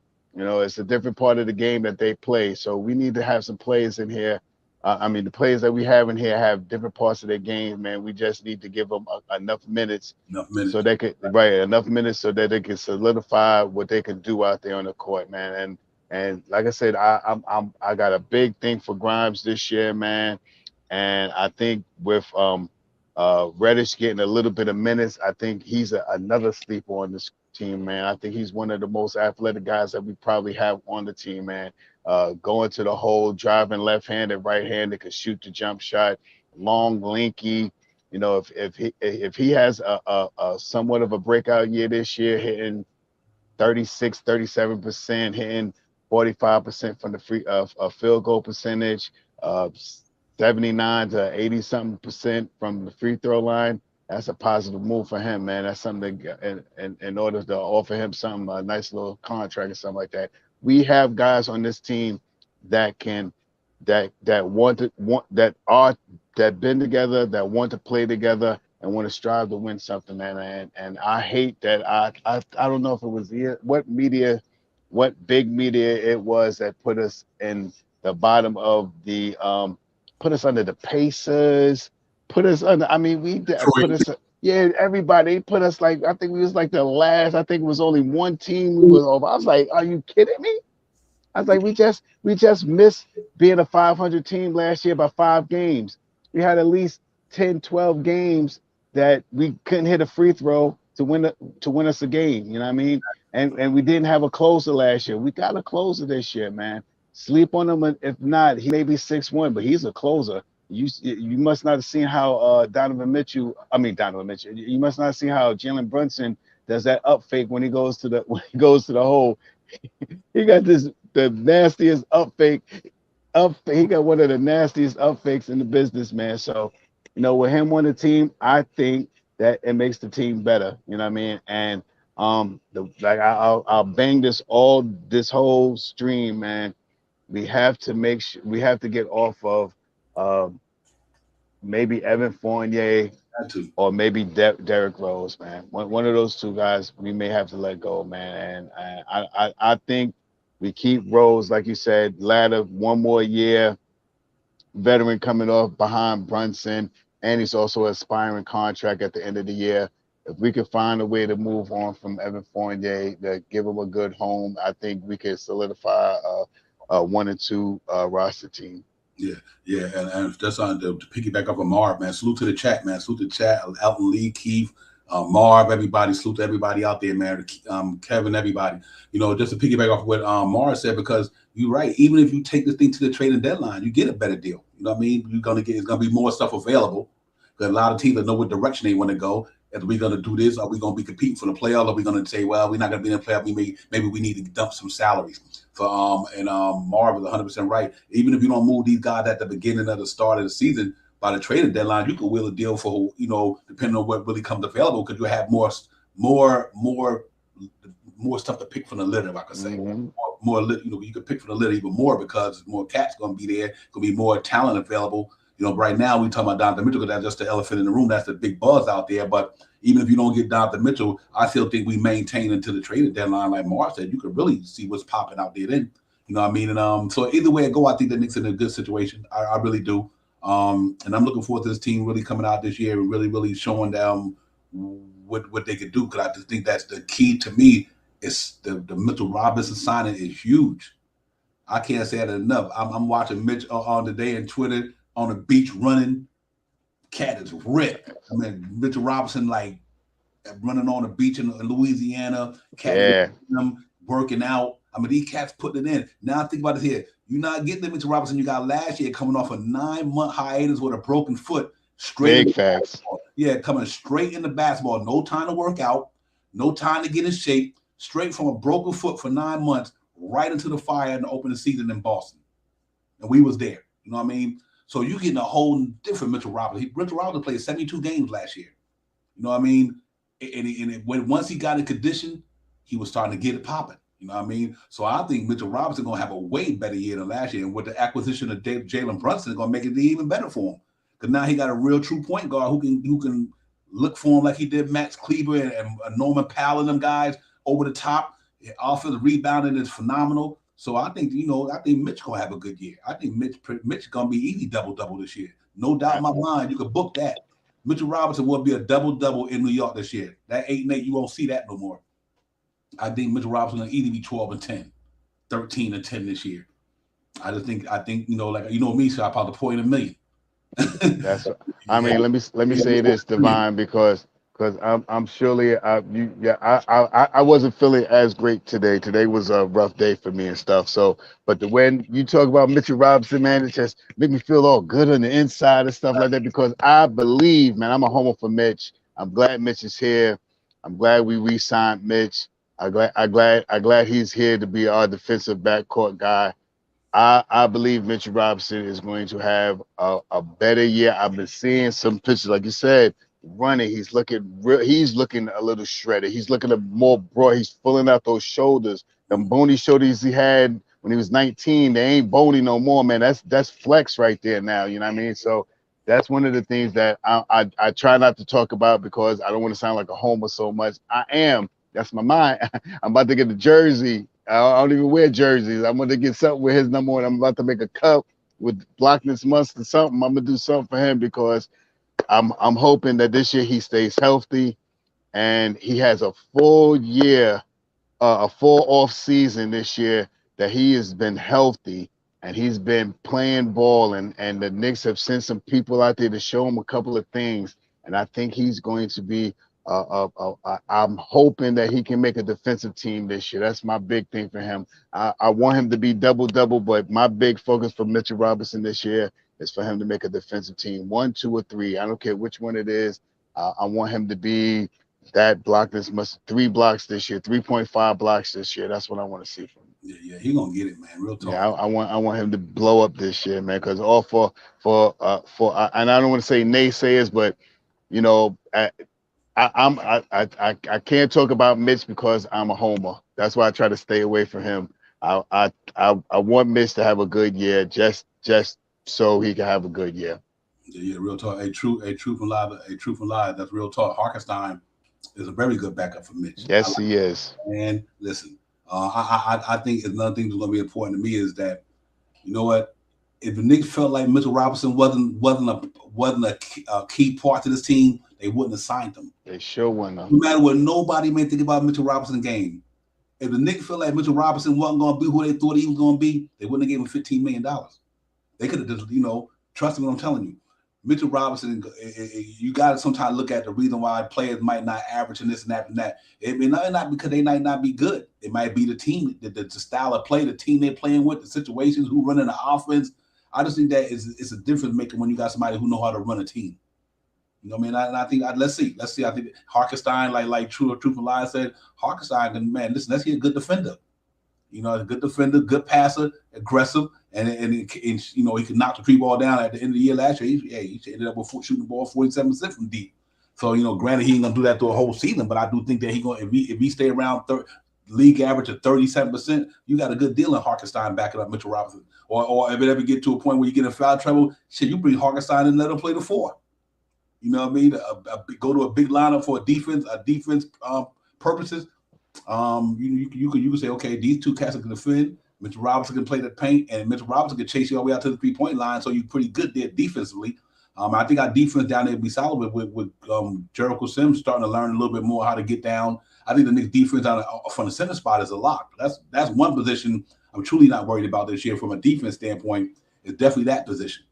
You can bet that Harkenstein and Mitchell Robinson are going to keep the Knicks front line from a center standpoint decent. That should be about 3.5, 4 blocks a game almost from that position. And if Robinson can maintain his offense rebounding, if he get 10 rebounds, Harkenstein get you 4 coming off the bench, 14 rebounds from your center spot in a game. That's not bad at all. You know what I mean?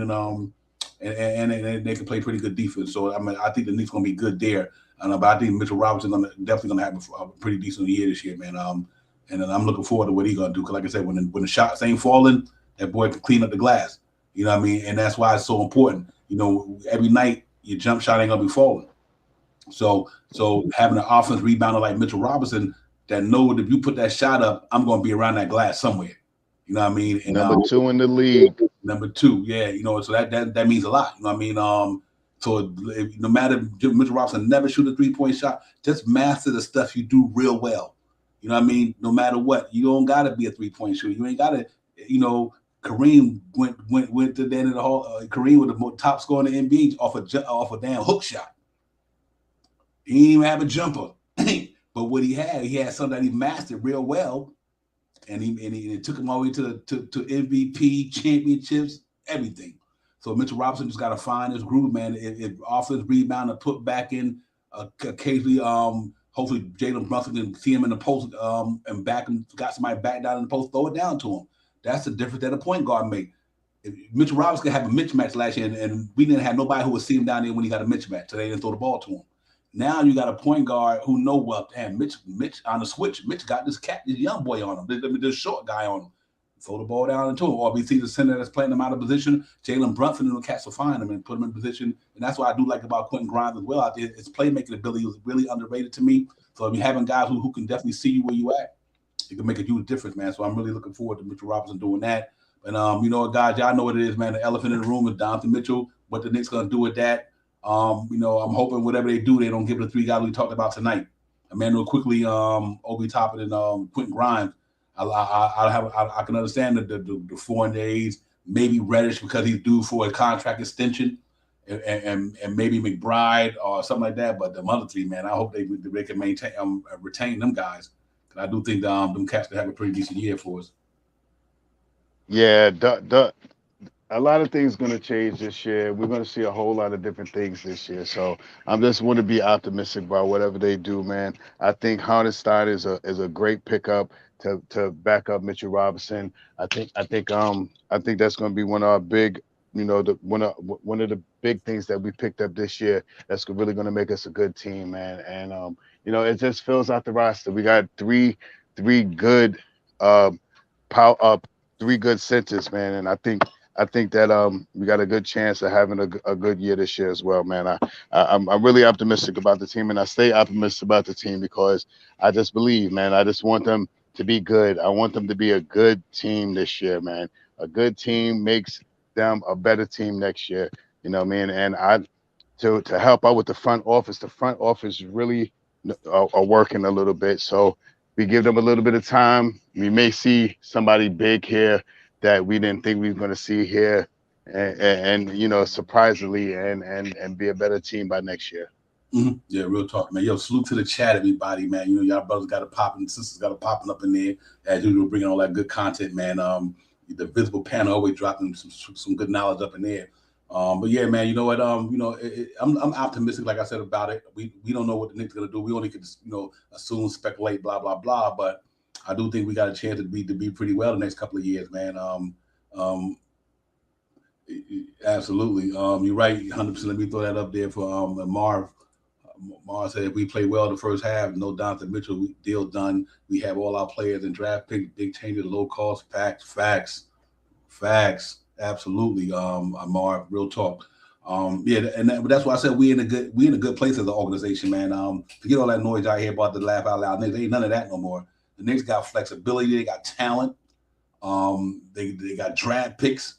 We good down in New York, man. And them cats are making some good moves. Yeah, regardless of what happened with the so-called tampering stuff, you got to give up a pick, so be it. I ain't tripping off that. That's why I don't really get into all that. That's not really what I'm about too much. But yeah, you want to say we tampering, so be it. Whatever.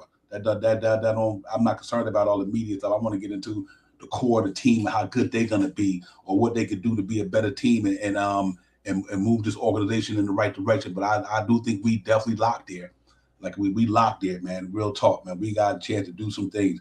We got enough players, enough talents to move for anybody. We got enough talent to move for anybody. And we got enough picks to move for anybody. The trading deadline, like Mars said, if somebody get disgruntled and the Knicks think that it's the way they've been doing it, a fair deal. And here's what I like about our team so far. That's why I think that right now, what we haven't had in a long time, Shop was stability. Think about this here. Like I said the last week, Jalen Brunson on the 4-year deal. Right. RJ would be on a 4 or 5 year deal. You know what I mean? And Julius Randle got a 4-year deal. Mitchell Robinson got a 4-year deal. And so I think no matter what, we in a good shape. Because we got 4 guys in our starting lineup right now to play together for the next 4 years. Continuity, straight continuity.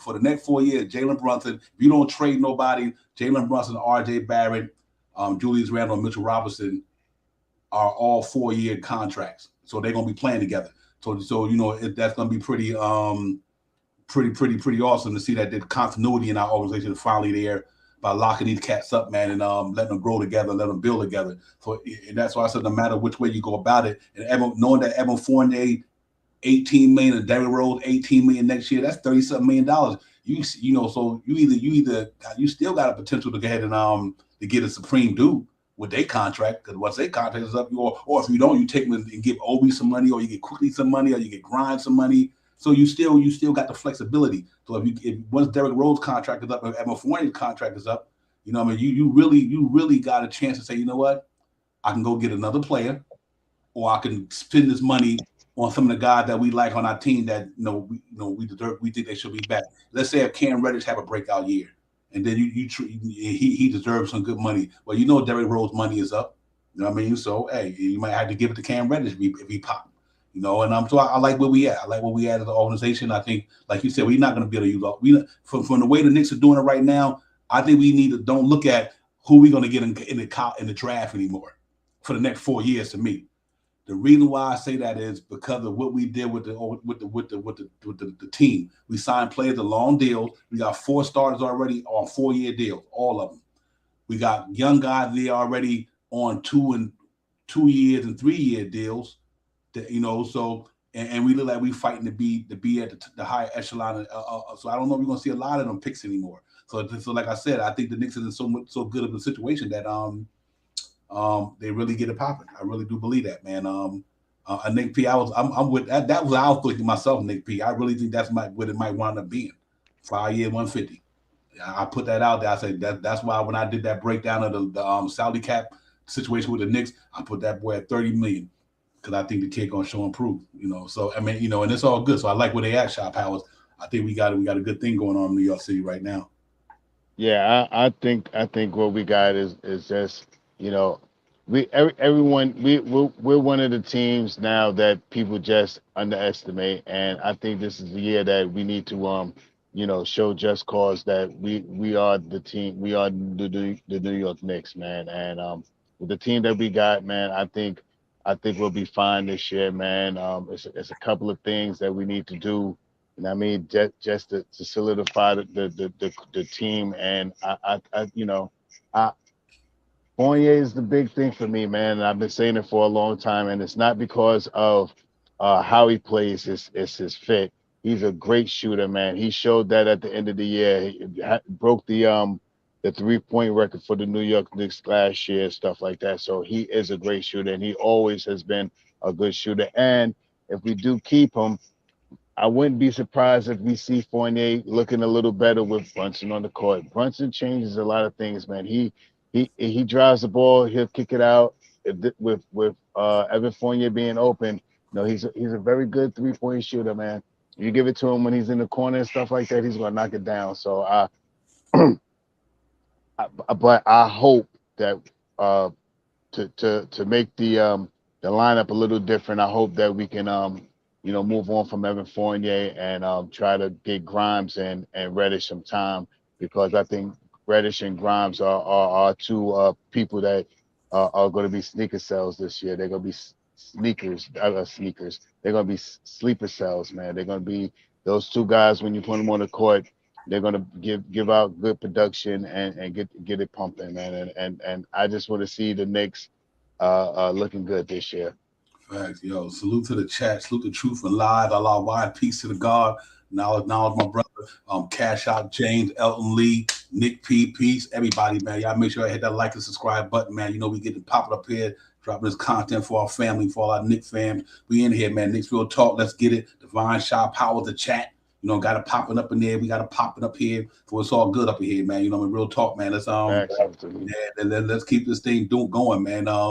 I think we got the good thing popping. And make no mistake, don't get it twisted now. Donovan Mitchell is the real deal. You know what I mean? So if the Knicks get him, if the Knicks do get him, and they don't mess up nothing, I ain't mad at that neither, because I think the cat is that good. I think the cat, anybody coming to the NBA and never scored under 20 points a game, you got to kind of get this dude this respect. You know what I mean?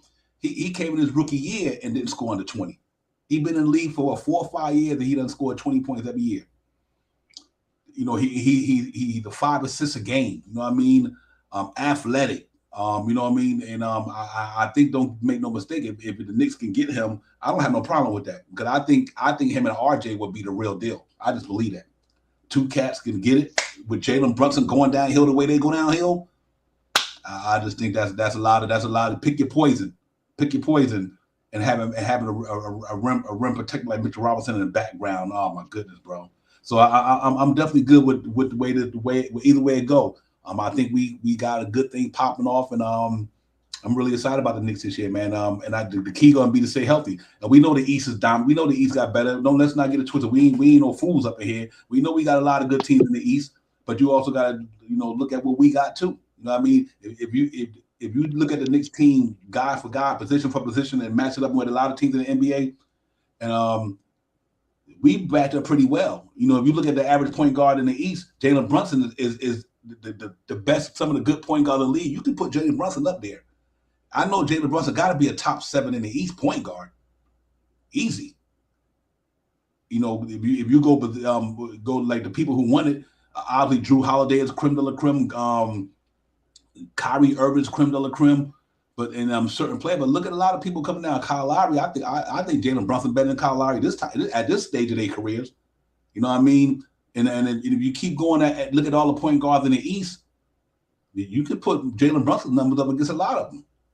You know what I mean? And he's a winner. So I think in that position, Nick's fine. And I think RJ Barrett, you could put his numbers up against a lot of guys in the East at the small forward spot. You ain't no slouch. You ain't no slouch at the 3 spot with RJ Barrett. So 20 points a game and can still getting better, can improve his. So if you put him at the 3 spot against a lot of forwards in the East, he got to be in the top 10, top 8, 9, and right now from with the career he had last year, you got to put Julius Randle in the top 5 power forwards in the East. Regardless of what you may think about Julius Randle, his numbers puts him up there in the top 5, at least top 5 in the East for the power forward. And what he could do with a basketball. Now, and so I do think we got a good team now. That 2 guard spot going to be the major thing, like we said. And Mitchell Robinson, you could put him in, and you look at the centers in the East, Mitchell Robinson got to be in the top 7. That's why he got a $15 million bag. So it ain't like the Knicks got any slouches down there. You know what I mean? It all depends how it come together. Because listen, guys, I don't care how talented you is. It's about a team thing. You know, it's about the team. It ain't about because you this guy. They had Kevin Durant and Kyrie Irving got swept. It ain't about the talent. It's about the team. It's not about only one or two players.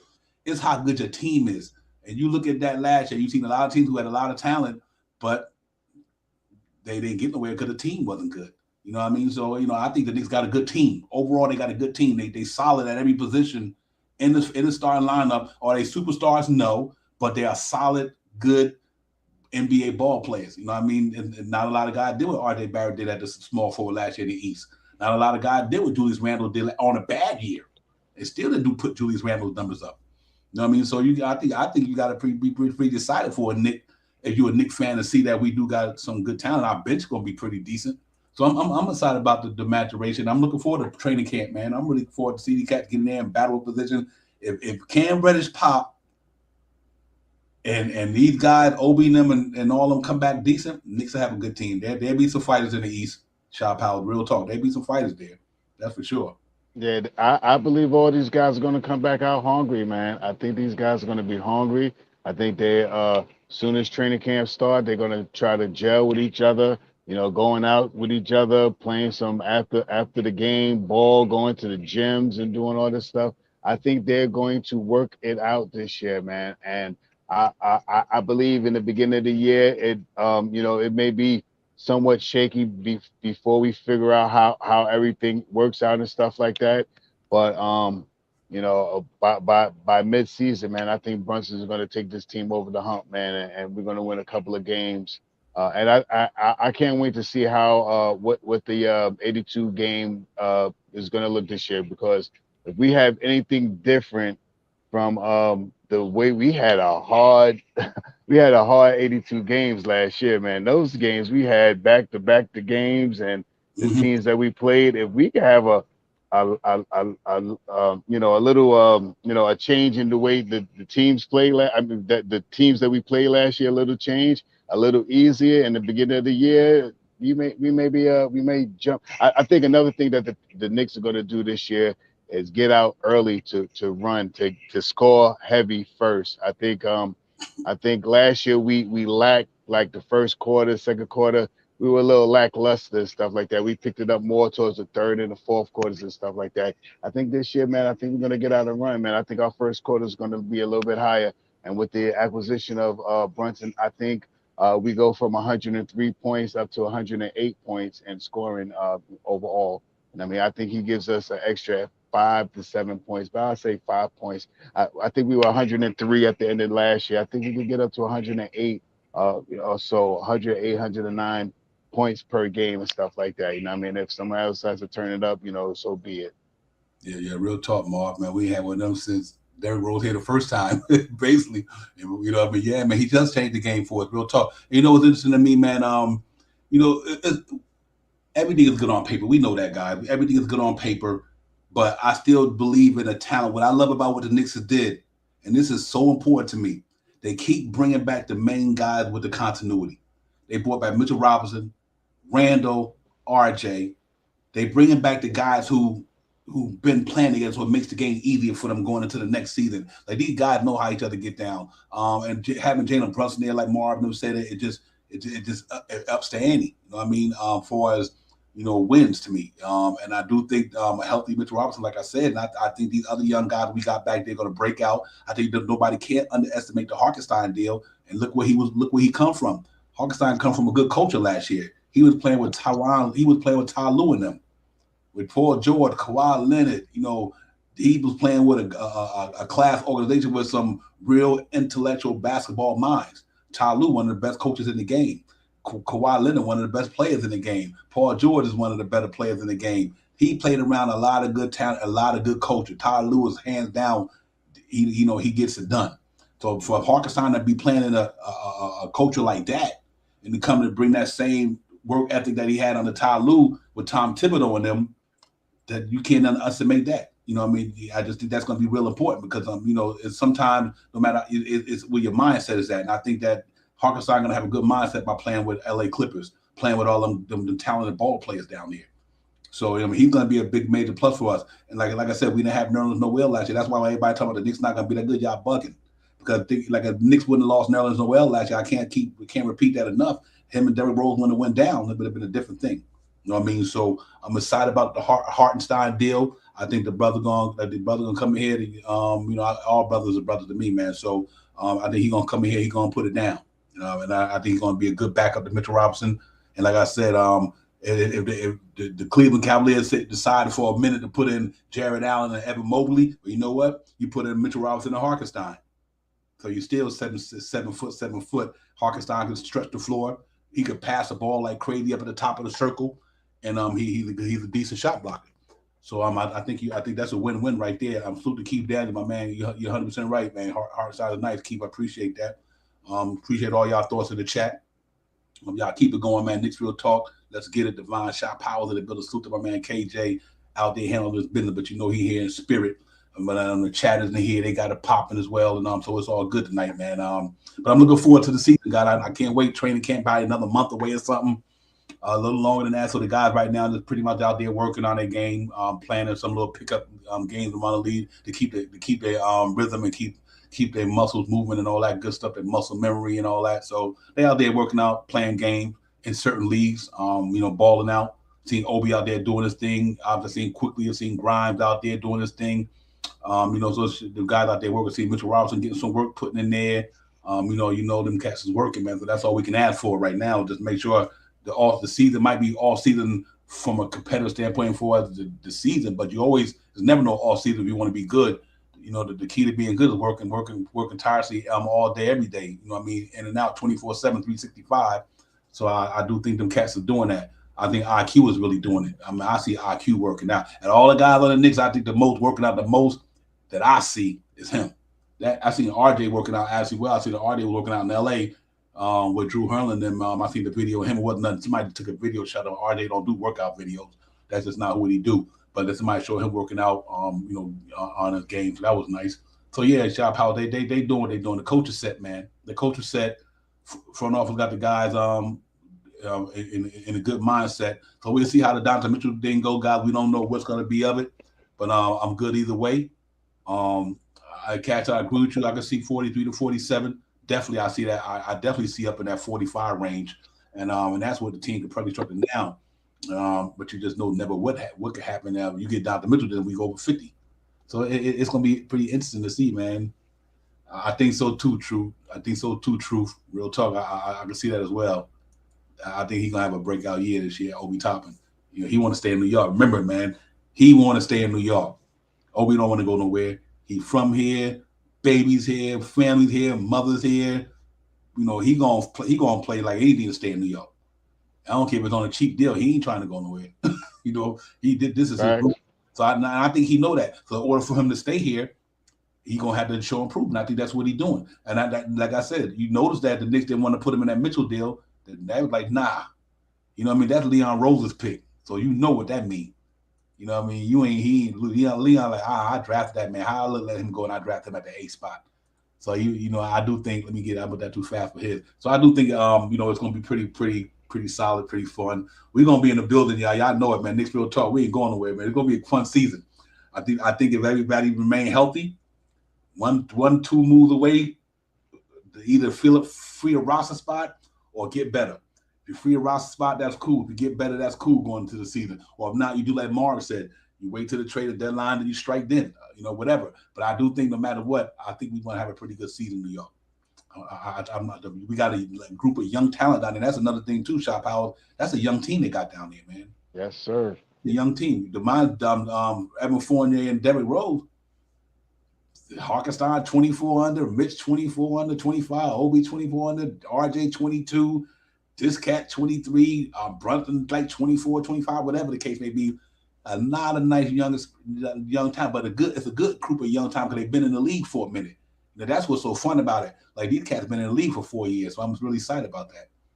Yeah, if you look at the team, the starting unit, if we're talking about Brunson, RJ, Grimes, Mitchell, and Julius Randle, on the average, they're about 25 years old, man. They're young guys, and they have about 4 years to grow even more so with each other, man. So that's a good outlook right there, man. We got a slew of first round picks, a slew of second round picks, man.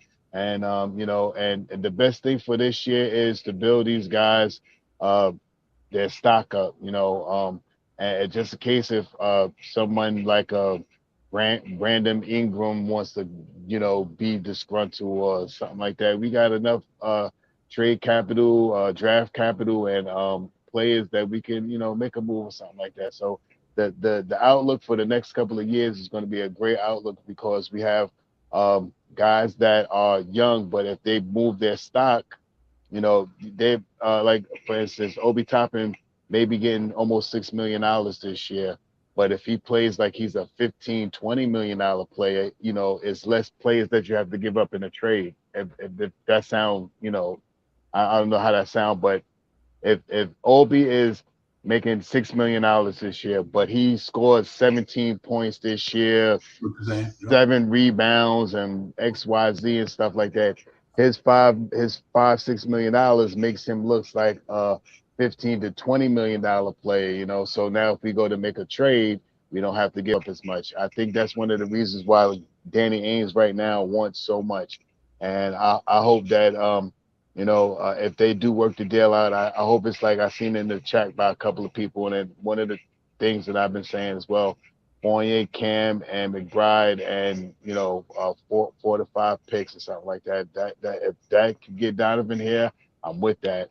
I mean that's book that. If you can make that happen, I'm totally 100% with that move right there. Yeah, man, I'm cash out through that out there. That's 100. I mean, Grimes, excuse me, Fournier, Reddish, McBride. I'll give you 5-6 picks. I don't care. Right.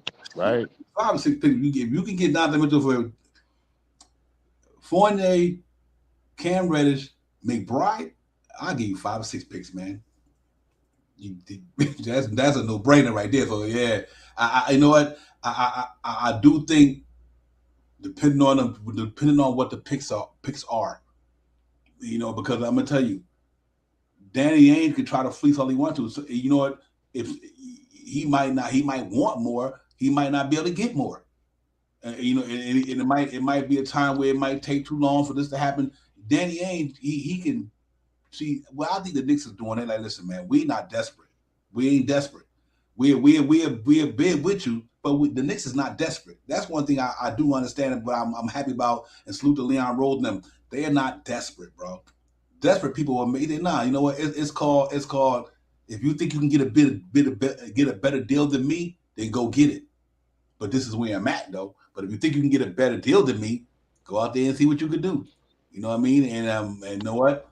He can't get a better deal. You know what I mean? Ain't too many people got what the Knicks got. You know what I mean? They can put packages together, blah, blah, blah. But I think, you can get it done. But if I'm Leon Rose, no, I'm not doing that.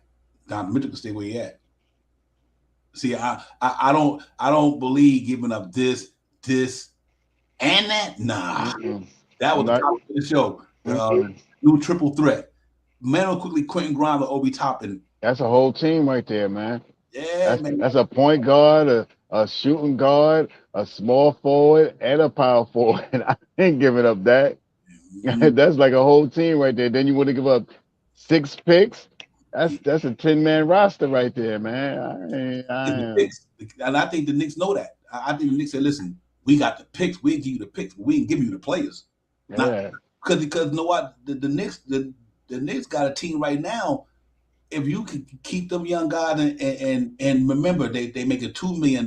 They make a $5 million. See, and that's the whole key to this thing. That's why you can give RJ money. That's why you can give Mitchell Robinson money. That's why you can give Brunson, Randle them the money, because you know what? Grimes makes $2 million. Obi makes $5 million. Quickly makes $3 million. You ain't giving that up, because then that way you can maintain that high salary you got in your starting lineup, because you got guys like Obi Toppin, Emmanuel, and Quentin Grimes on rookie deals. They're on rookie deals. So you don't want that. I think the Knicks are like, nah, we're not trying to give up our rookie deals, because you know why? We're gonna need them to be able to maintain our cap flexibility. So that's why I think I can see Cam Reddish. Why? Because he's an aspiring contract, and he got to be renewed. and I don't think he's gonna get renewed with the Knicks with the currently the way the team is constructed. I don't think they're not gonna be able to pay Cam Reddish. Not you almost got you. I don't know if that. So yeah, you send Cam Reddish in and then let that be Danny Ainge's problem. Danny Ainge to take Evan Fournier because you got to make these salaries match. You know, he got a $30 million contract. You know what I mean? So Evan Fournier's 18. Excuse me, what's his name? Cam Reddish is 5. That's 23 million. And you throw in McBride's 1 million, 2 million. Then you give him a bunch of picks, and that go you matching the salary cap perspective, the salary match perspective. Excuse me, and he got all the picks he wanted. You know what Danny Ainge want? He want that young boy that's out there now who coming in number 1. You know what I mean? Danny ain't don't want no players. He ain't gonna keep the one he got. In that deal for Rudy Gobert, he ain't keeping them cats. He obviously got to keep certain cats to make the salary money work to reach the threshold from a NBA salary team perspective. But a lot of them players he ain't keeping. You know what I mean? So let's see if we can will and deal, man. But if we don't come here, we still good. But I think Quentin Grimes, Obi Toppin, and Emmanuel quickly. I think the Knicks gonna do what they had. They're gonna try their best to keep them 3. I just believe that. I think that's why that deal ain't done yet. Exactly. The reason why that deal ain't done with them yet is because the Knicks is not willing to give up them 3 guys in that deal. I just don't think they're gonna do that. I mean that's what was projected that he kind of wanted or something like that. I seen a couple of projections, but I'm not doing that deal. Fournier, but Grimes, Obi, and IQ, nah, I'm all right with that. We just took all our draft picks that we had. Those are draft picks right there. Mm-hmm. those are first round draft picks right there. I'm not giving up those guys like that. Nah, I'm good. Because that's what if he do that, he giving up 8 first rounders. Yeah. You give up IQ and Quentin Grimes, and you give up 5 or 6 picks. You just gave him 8 picks first round. Yeah, sure enough. You got the first round picks. So you really gave him 8 first rounders if you give them Obi Toppin and Grimes and quickly. So you know what? Nah, you can give the 8 picks we got there, but we keeping the ones we got because they're part of this thing, man. They gonna be part of this thing. Them cats gonna have a pretty decent year, man. And I'm hoping that and I like what Leon Rose is doing. Leon Rose know the game. He an agent. He a former agent. He know how to wheel and deal. That's what he did for a living. That's what people don't understand. He was an agent. He wheeled and deal to get people. He wheeled and deal to get people good deals. That's what he did. That's what he did for a living. Danny ain't gonna fleece Leon Rose. Leon Rose, and this is what I did for a living. You know what I mean? I wheel and deal to get people deals. I get them money to make their life better. So I'm not gonna let you wheel and deal me. I'm the wheel and dealer. I'm the Don. You know what I mean? Come on. So, and that's why I did that. I'm not worried about it. If Donovan Mitchell don't come, that's fine. But I would love to have him. But we got to make sure we don't get fleeced. And if he don't come, hey, it is what it is. Because we're gonna be Knicks fans regardless of Donovan Mitchell coming out. We're gonna love this team. We stay true to the orange and blue. I thought you knew. We stay true to the orange and blue. I thought you knew. Word, fact. I had to put that on the cup. Yeah, so we gonna be Knicks fans regardless. But I tell you what, though, if you get them down here and you get Randle to LA, put Obi Toppin there, get RJ his money. You still got money to bring in somebody to back up Obi Toppin, let you throw Jericho Sims back there the way he was playing this. And some of you can put him at the power forward now, the way he was putting the ball on the floor. So either way it go, the Knicks in a good spot, man. But I hope we can go. I hope we get here, Shot Powell. Like you said, there's no more trying to build through the draft. We done with that. I said that last year. That's what I'm talking about. I said once we drafted Quentin Grimes and them, I said the Knicks ain't doing that building through the draft no more. They done with that. And that's why we didn't do it this year. That's exactly what I said last year. Y'all go check the receipts. I said last year, the Knicks is not going to be drafting players out of the draft anymore after this year. They done got enough they got a young nucleus now. That's why this year they traded that 11 pick and got 3 unprotected first rounders. They don't need no more young talent. Now they need the players to go with that young talent that's going to get us to the next level. I think that's where it comes down to now. I just think that's where it's at in New York, man. But we'll see, man. You never know, but I want to say this too to Kenneth. I think Danny Ainge. I mean, Donovan Mitchell may be traded, but he may not be traded. That might be the reason why Danny Ainge is asking for this crazy amount of players and picks. He threw that out there to say to you, yeah, you want Mitchell? This is what I want, because I'm trying to keep him and try to build around him because he still has a chance to get a couple of players and help Mitchell. With Mitchell this year, with the team that they got, with some of the players that they have right now, Mitchell will probably score 30 points a game. He'll probably be 30 points a game, and they'll probably still make the seventh or the eighth seed in the playoff in the play-in playoffs next year if he stays there. Mm. I'm not with giving up 4 players and 6 picks or 5 picks. I'm not with that big. Now, if you're talking about 5 picks and you want, and I even seen I think Kenneth somebody put in the chat Grimes, Fournier, and Deuce McBride. I might be a little inclined to doing that one with the 5 picks. I might be a little inclined to doing that.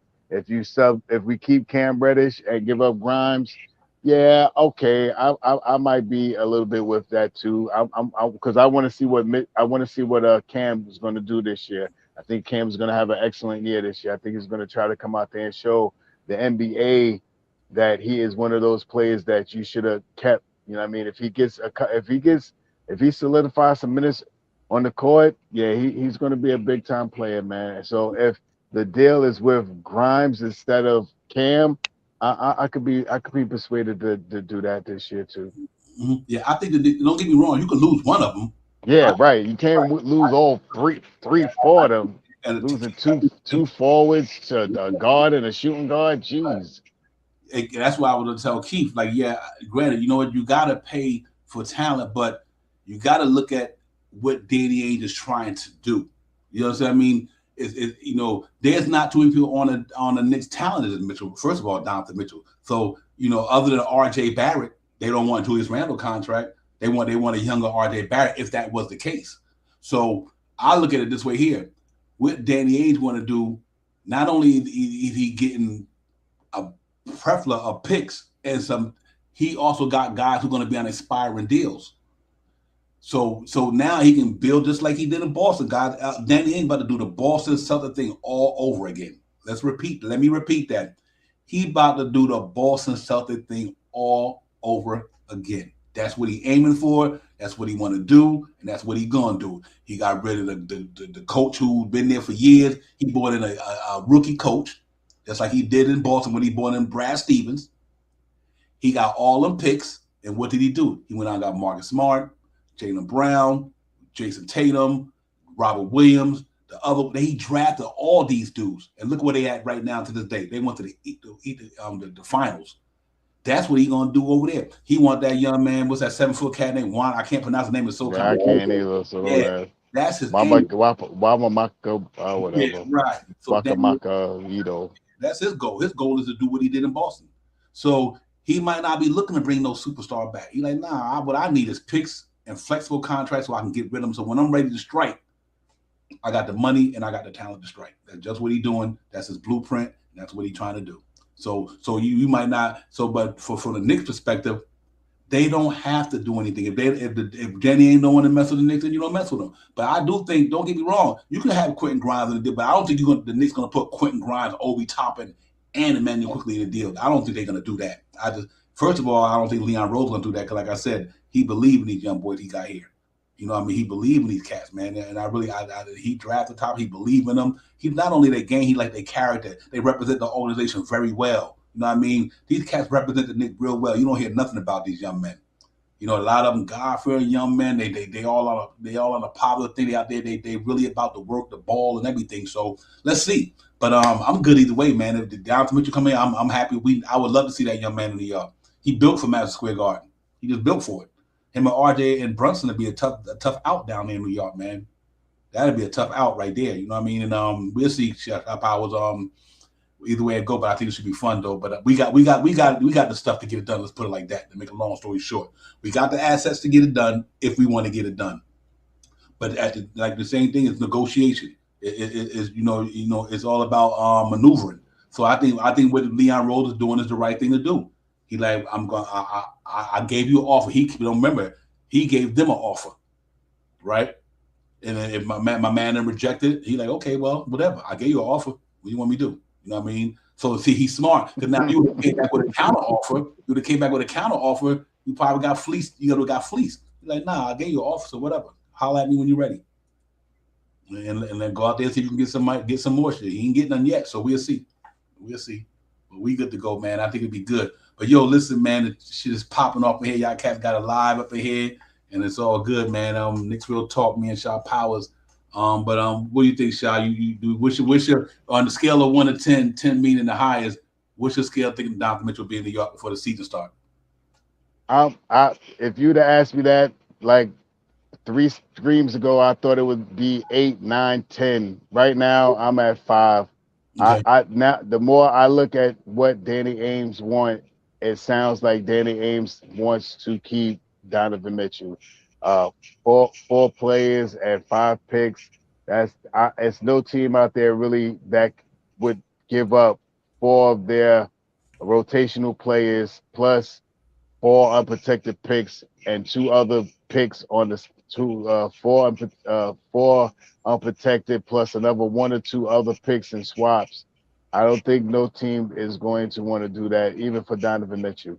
So, I think it's that. I think right now everybody is like on a hiatus right now. They're all vacationing. They're probably out on their boats catching bass and all this other good stuff and stuff like that.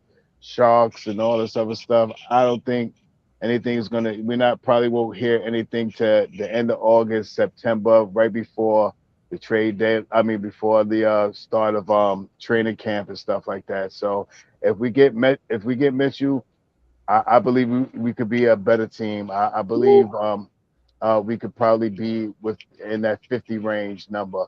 But with the team we have right now, man, I'm giving them a 5-game window. I say 42 to 47, somewhere in between that. With the team that we have currently constructed right now, I think we're a 42 to 47 win team. Anywhere in between there, 42 to 47, and I think we can make somewhere around the 7, 6, 7, 5, 6, 7, and 5, 6, and 7 will probably be somewhere in that range and right around there, man. And I'm optimistic, man. If we get Donovan Mitchell, is not a make or break for me. I would love to see Don here, man. I would love to see him here coming down the hole, throwing it down. You know what I mean? It's going to be something incredible. It's going to be make all the ESPNs and all that stuff. They're going to play it out and keep playing it and playing it out. It makes us more relevant and stuff like that. But I believe Brunson's going to help us. But right now, I'm more lackluster on the trade now. I think I'm starting to, now that it didn't go through and we've been talking about it for the last 3 weeks now, something like that. I just, if it happens, I'm down with it. But if it doesn't happen, let's move forward and get Fournier out of here. Yeah, real talk. Yeah, man, it's gonna be interesting, man. Like I see, one thing about right now, when you got a team like the Knicks, pretty much everything is so good right now. The organization is doing well. I mean, they playing, and now we got conversation. You know what I mean? And this conversation gonna probably go on to training camp. But we keep our ears to the ground, our eyes open, ladies and gents. And just hope that whatever the Knicks do is going into the season, we be ready to rock and roll. We have a good team out there. We got to put a good product on the floor. And the fan base is excited about it. No matter which way it go, I think we're gonna have a decent season. I think the Knicks, I think we're gonna be pretty good this year. How far we can go, I can't tell you that. You know what I mean? Because a lot of variables to what happens in the season, whether it's injuries, whether it's this or that. I don't know what's gonna happen. For the talent that we have, I think we got a pretty good team there. You know what I mean? A lot of continuity, a lot of camaraderie. Only one got to really get acclimated is Jalen Brunson. Everybody else been here in Harkenstein. So we know, and so that's a good thing about it, is that the continuity is going to be there. The chemistry is going to be there. We just got to let Jalen Brunson come in and do what Kemba Walker's supposed to do for it, because everybody else has been on this team already. So, you're not going into the season saying, well, I got to figure out new players. Like last year, that was the problem. We had to figure out Evan Fournier and Kemba Walker, and that took a while. It almost took to the All-Star break, actually. So it kind of threw a monkey wrench in the season, because we had to get these guys acclimated, and we thought it didn't work out. Come out again like I thought it was with Kemba Walker and them. So I had high hopes for Kemba Walker and them before he last year. I thought coming into the season like, wow, having these extra scores around would be nice. But obviously it didn't work out the way we thought it was. But this year, the good thing about it, we only got one guy got to get acclimated to that whole thing. That's 2 guys. That's Harkenstein and and Jalen Brunson so far. So the continuity is there. So I'm happy about that going into the season, knowing that it's not gonna be too much problem knowing where guys' spots is, how everybody plays shot power because they all played together last year. Yeah, I believe that the team is going to play better. I think the team is going to have a little bit more camaraderie with the team this year. I think since playing with each other last year, I think they're going to come in here this year, and I think they're going to know where everybody's going to. I think Obi is going to know where Obi is going to know where RJ is going to want the ball at. IQ is going to know where Obi wants the ball at, and yada yada yada. I think the team is going to be a little different because I think people they're going to know each other a little bit better. So that's going to make a big, big, big change into the lineup, and we see what happens from there, man. I mean, I'm optimistic about this team right here, and I want them to be a good team, and I want the Knicks to be a good team. I want us to be back to being perennial. I want us to be every year making it to the playoffs.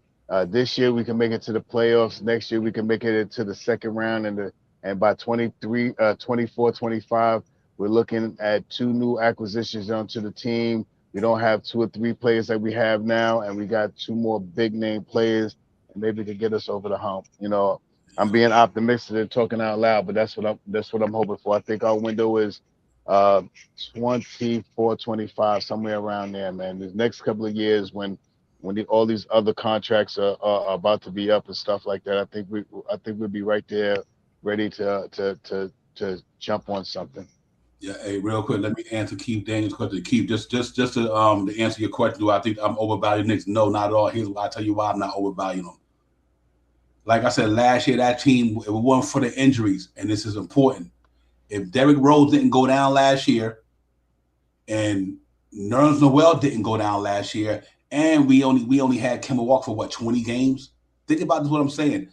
We still won 37 games, and with them guys, we would have won 40 something. And think about this here also.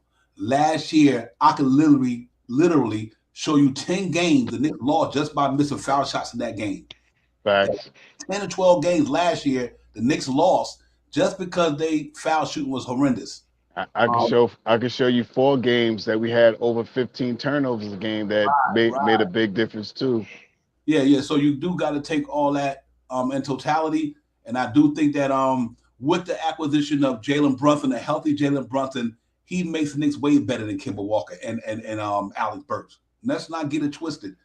Jalen Brunson makes the Knicks way better than Alex Burks and Kemba Walker. One, they didn't play. Well, one of them didn't play. Two, Alex Burks is not a point guard. So I watched 82 games. I watched a game where he didn't even see Miss guys on so many open passes, open assists that he just didn't do. You know what I mean? So having Jalen Brunson makes the team better than last year. And I think if that Knicks team last year wouldn't have been abysmal from the 3-point line and the charity stripe, I think this team they wouldn't have had to play for the play-in. But because that happened, that's the reason why we had to take a step back. Not because the team wasn't good. Things happen. Look at the Lakers. The Lakers did not make the playoffs or whatever because they wasn't good. Injuries.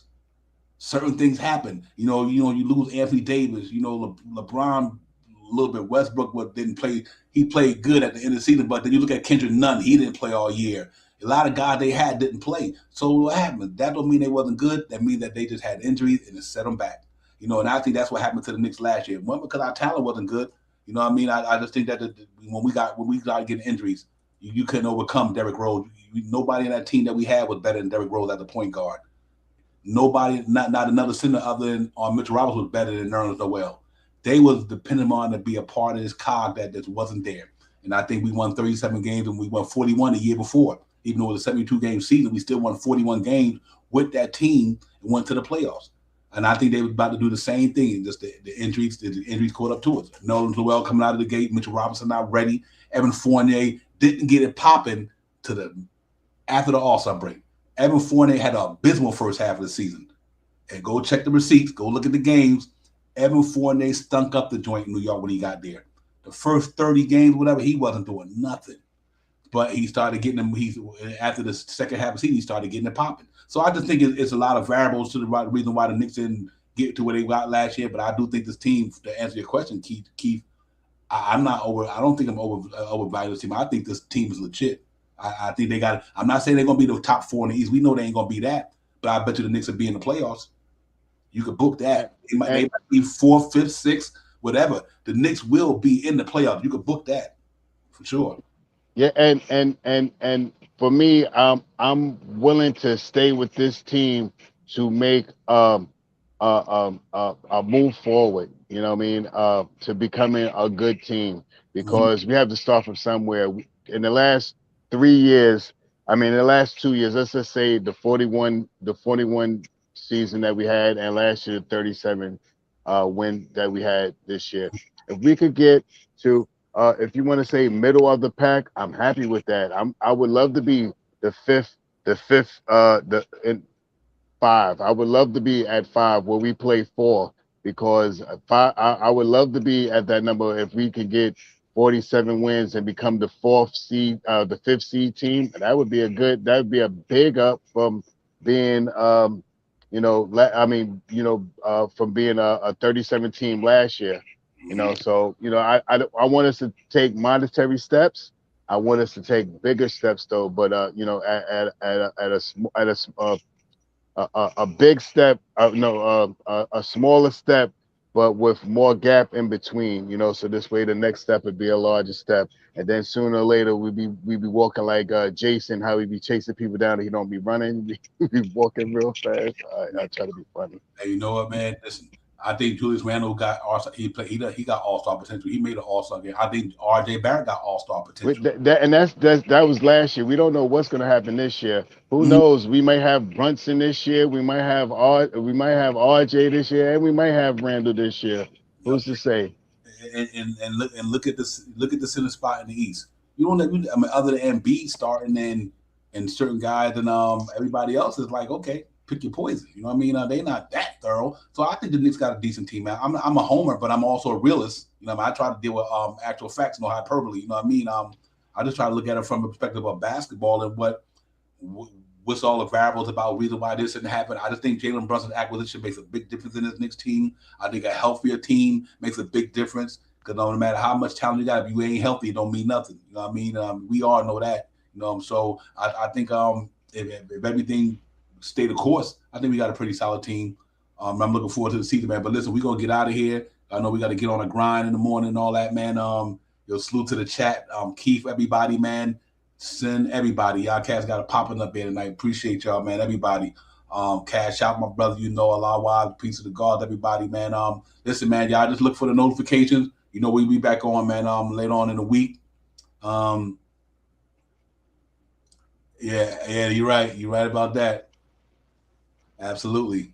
Y'all be good, man. Appreciate y'all. Keep everybody, man. Yeah, man. Y'all enjoy the rest of your week. Like Keith Daniel say, be safe out there.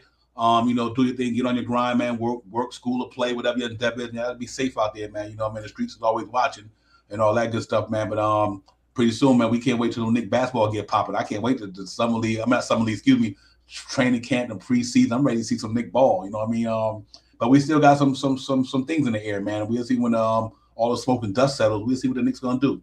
Whether they're gonna stay packed where they at, or they're gonna go out there and get this deal done with Donovan Mitchell or anybody else for that matter. But I do think we're in a good place, ladies and gentlemen. I'm not too concerned about the season. We just got to show and prove now. You got to show and tell, show and prove. That's all. See what we're gonna do. And I think we'd be all right though, man. And I'm gonna give it to my brother Shot Powers and let me get his last word. Then we're gonna get up out of here, man. Y'all know.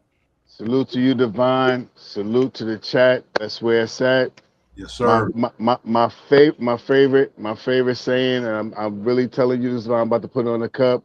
I stay true to the orange and blue. I thought you knew. All right, so salute. Yes, here's a few bars that shine like stars. Divine of Mount Mars. Peace. Yeah, let's get it, fam. I see y'all, man. Y'all have a good one. Salute to the chat.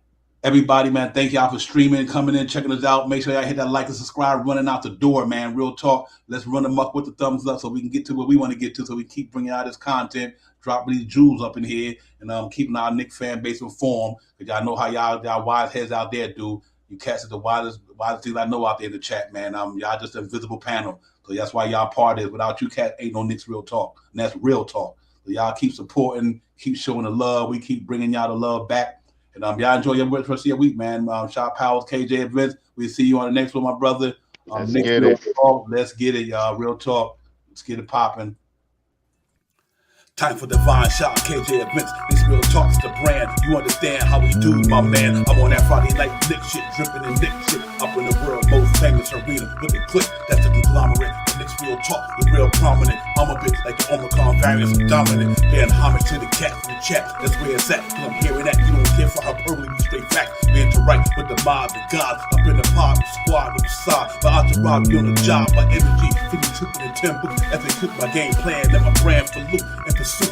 Going hard like the New York City gritty committee. Cause that's the things we know is pretty, but we all stay giddy. But we embrace the fan base like the links, Anthony Mace. We create the logo when there's airspace that appear like square space. Staring down on the Chase Bridge, look at that Knicks City drip. There's 50 dashes on the court, looking pretty legit. I stay true to the orange and blue. I thought you knew for him a few bars to shine like Star Divine on Mount Mars. Knicks real talk. Here we go, let's go. Knicks real talk right here. I'm representing Knicks real talk. right here. Let's get it. Here we go, let's go. We here in the building. Knicks real talk. Let's get it. Here we go, let's go. Yeah, for real. Yes, sir. Knicks real talk. We here. Here we go, in the let's go. building. Let's get it. Let's get it. Yeah, for real. Yes, sir. Let's get it.